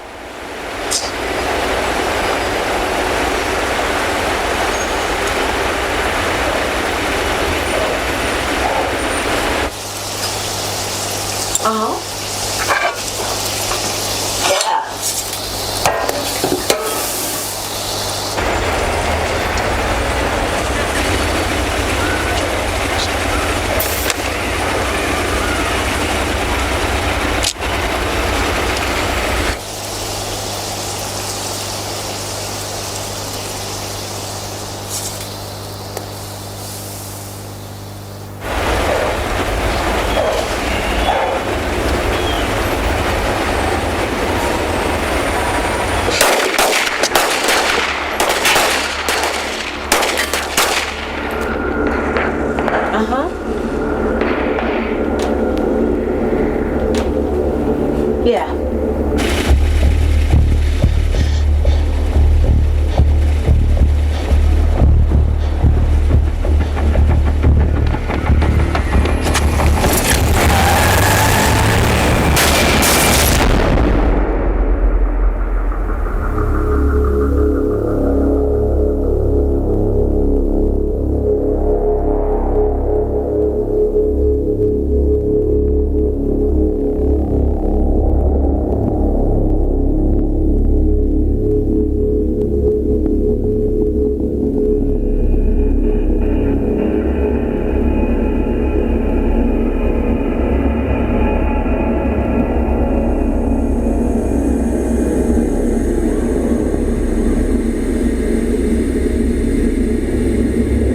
Yeah, that'll be good.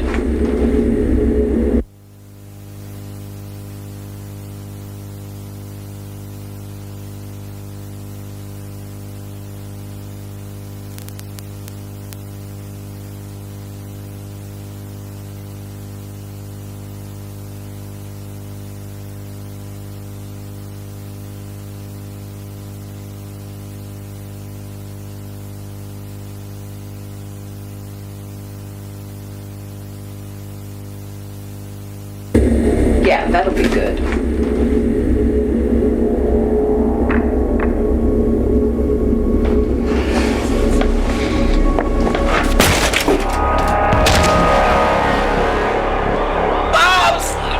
Johnny?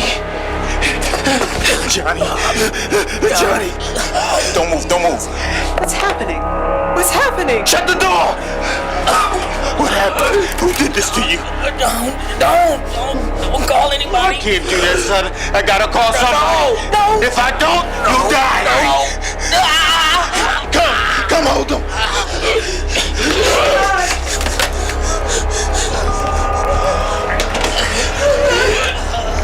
My son's been shot. I need help right away. multiple gunshot wounds. I don't know what happened. Just come. Please, just come.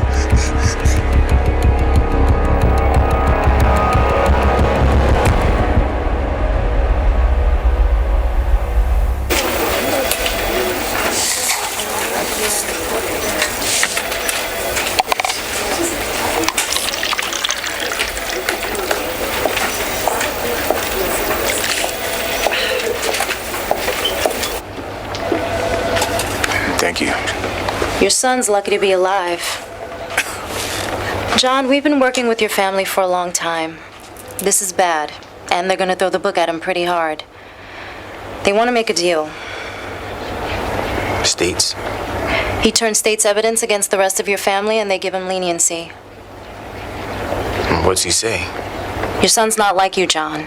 When he heard that possible sentence, he wanted to turn so fast I got whiplash. If he turns states, he still goes to jail. And goes to jail with the people he turned in. He'll be going against the family. And I know all about the Turnipseeds and loyalty, John. It's why you never turned. I should talk to him. You can tell him to stay strong and do the time. Like his father did.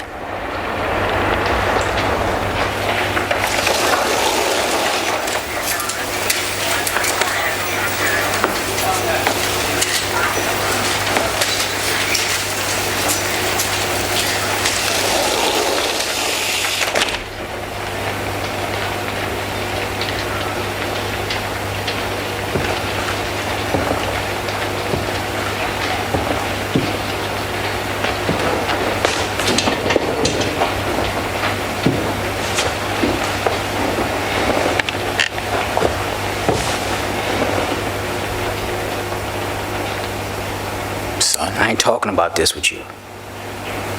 Yeah, well, I'm talking about it with you. You gonna tell me not to do this?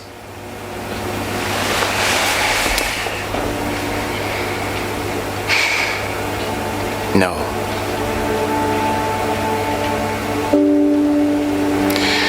You know me. The whole reason I got into this was to save the family. Everything I ever done was for the family. Thought I was doing the right thing. I wasn't. That's how your brother died. I almost watched you die in my arms under my own roof. I can't take that. I can't. Whatever you decide, I'll back you. I've already decided. Telling them everything.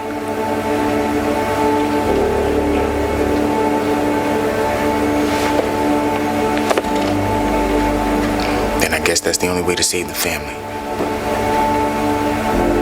Can't save people by protecting them. This ain't about the family, Pops. I ain't running no jail cell my whole life. Why can't you see that? I can now. I can now, son.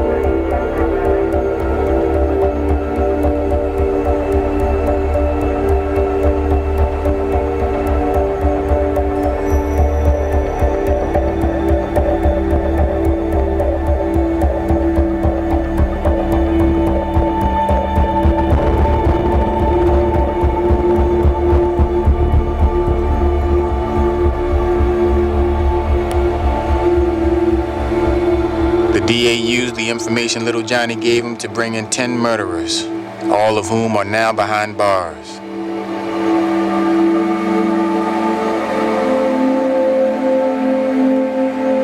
Meant turning my back on the family, though.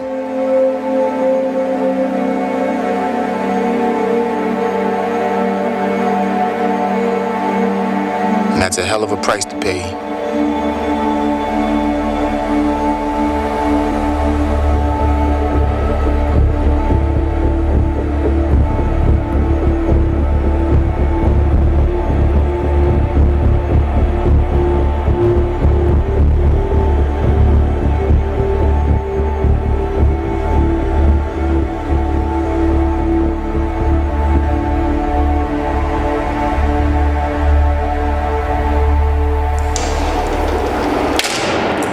Drive out here like this. I don't mind. I hear they can move you to somewhere safer. Wisconsin, maybe. Either way, I'm coming to see you. How you been making it in there? What you been doing? You know what I used to do when I was in? Ping pong. How you think I got so good? Man, I'd invite a guy over to play, playing with my left hand, put a little bit of money down, let him beat me. Then I'd say, let's run it back. Double the money, playing with my right hand and whip him. Take all his money. You play it all?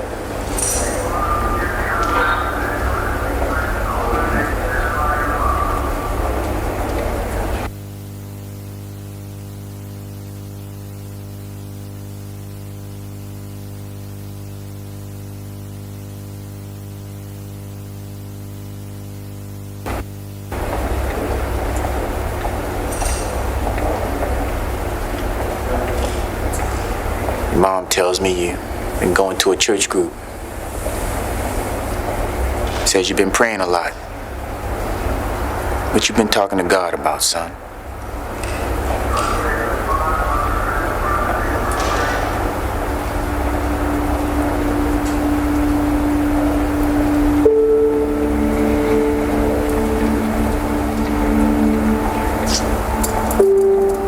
All this.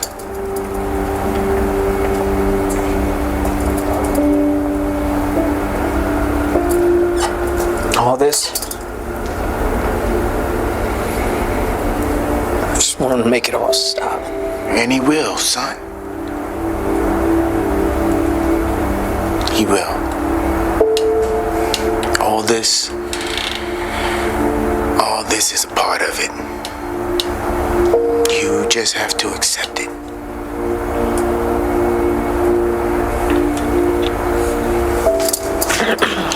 Time's up. Well, they usually tell you, I'm ready to go.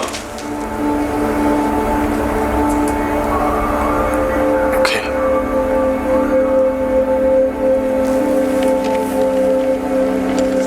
I love you, Johnny.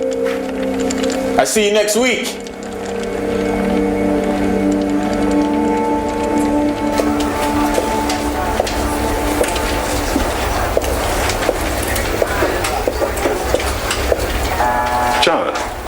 John Turnipseed? Yeah, it's me. I met you at that fathering center you work at. Yeah, I remember you, Ray, right? Hey, man, where you been? Well, I kind of fell off the wagon again. I haven't been back since.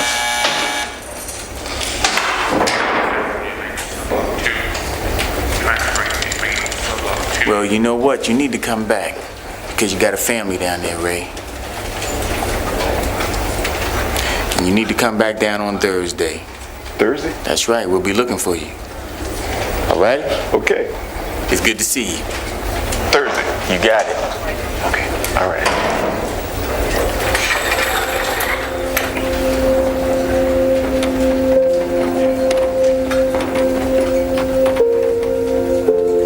I was once feared in my city. Prison, paroles, and probations defined my life. And I did it all for my family.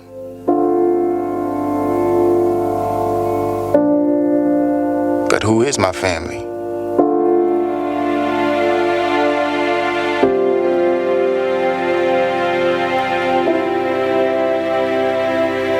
I often wonder why God has let me live this long, why He gave me so many second chances. Someone once said, everybody's got to leave something behind. Didn't want that to just be my name.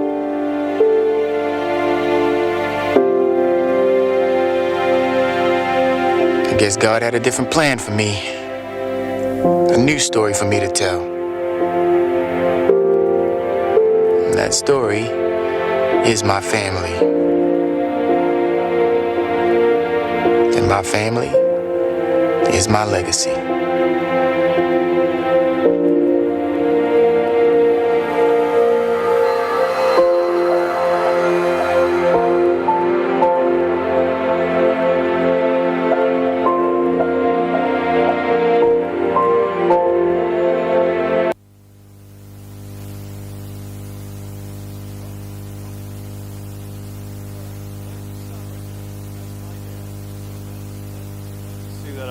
Followed Bill Johnson.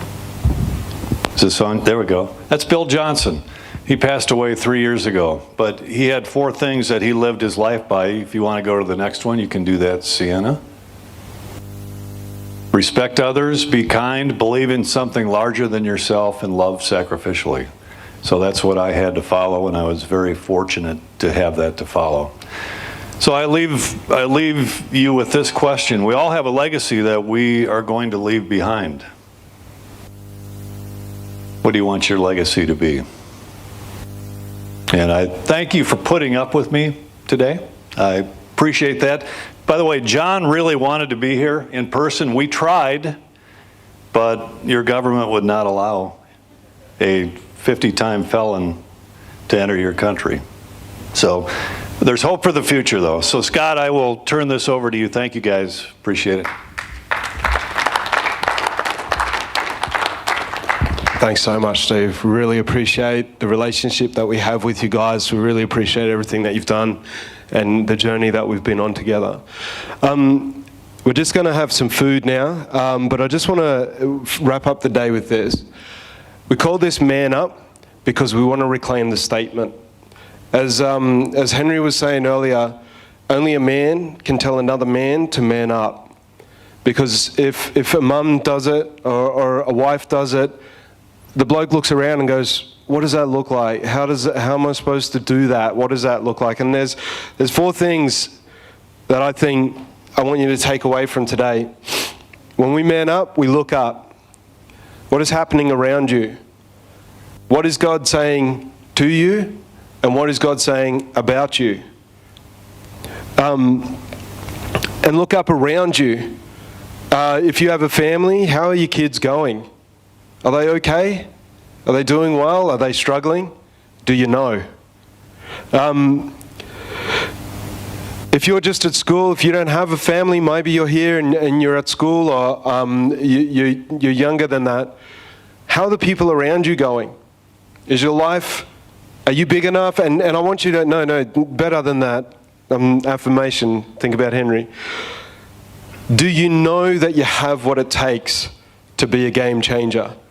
Look up around you. Change starts with a decision. The decision is, so look up and stand up. You may not have John Turnipseed's story or be able to make movies like Steve, but you can figure out a way to tell your story in such a way that it brings hope to the people around you. Figure out how to tell your story. You may not be able to start a fathering program like Pastor Henery, but you can be the best father your kids could ever hope for. You could be a part of a fathering program and learn how to do it better. We're terrible as men. You know, it's that common thing, you know. Men don't read the instructions, and then we get this brand new little baby, and we're like, whoa, what are we supposed to do with this? And we've just ingrained in it that we should be able to do it ourselves. Look, no. Read the instructions. Find some other people that do it well. Find out how to do it better. Stand up. I love what Joey brought for us. He said, he was just talking about never backing down, never taking no for an answer. He just persisted. He kept at it. And I want to say that change is a process, but it starts with making a decision. I just want to share, I had to duck out there here a little bit earlier, but Kev here at the front actually picks up and collects furniture for us here at Destiny. The reason I went out is because John Wilkinson from Wilkinson Steel brought up a young man who's just been made homeless with 2 children that's got a job with him just recently.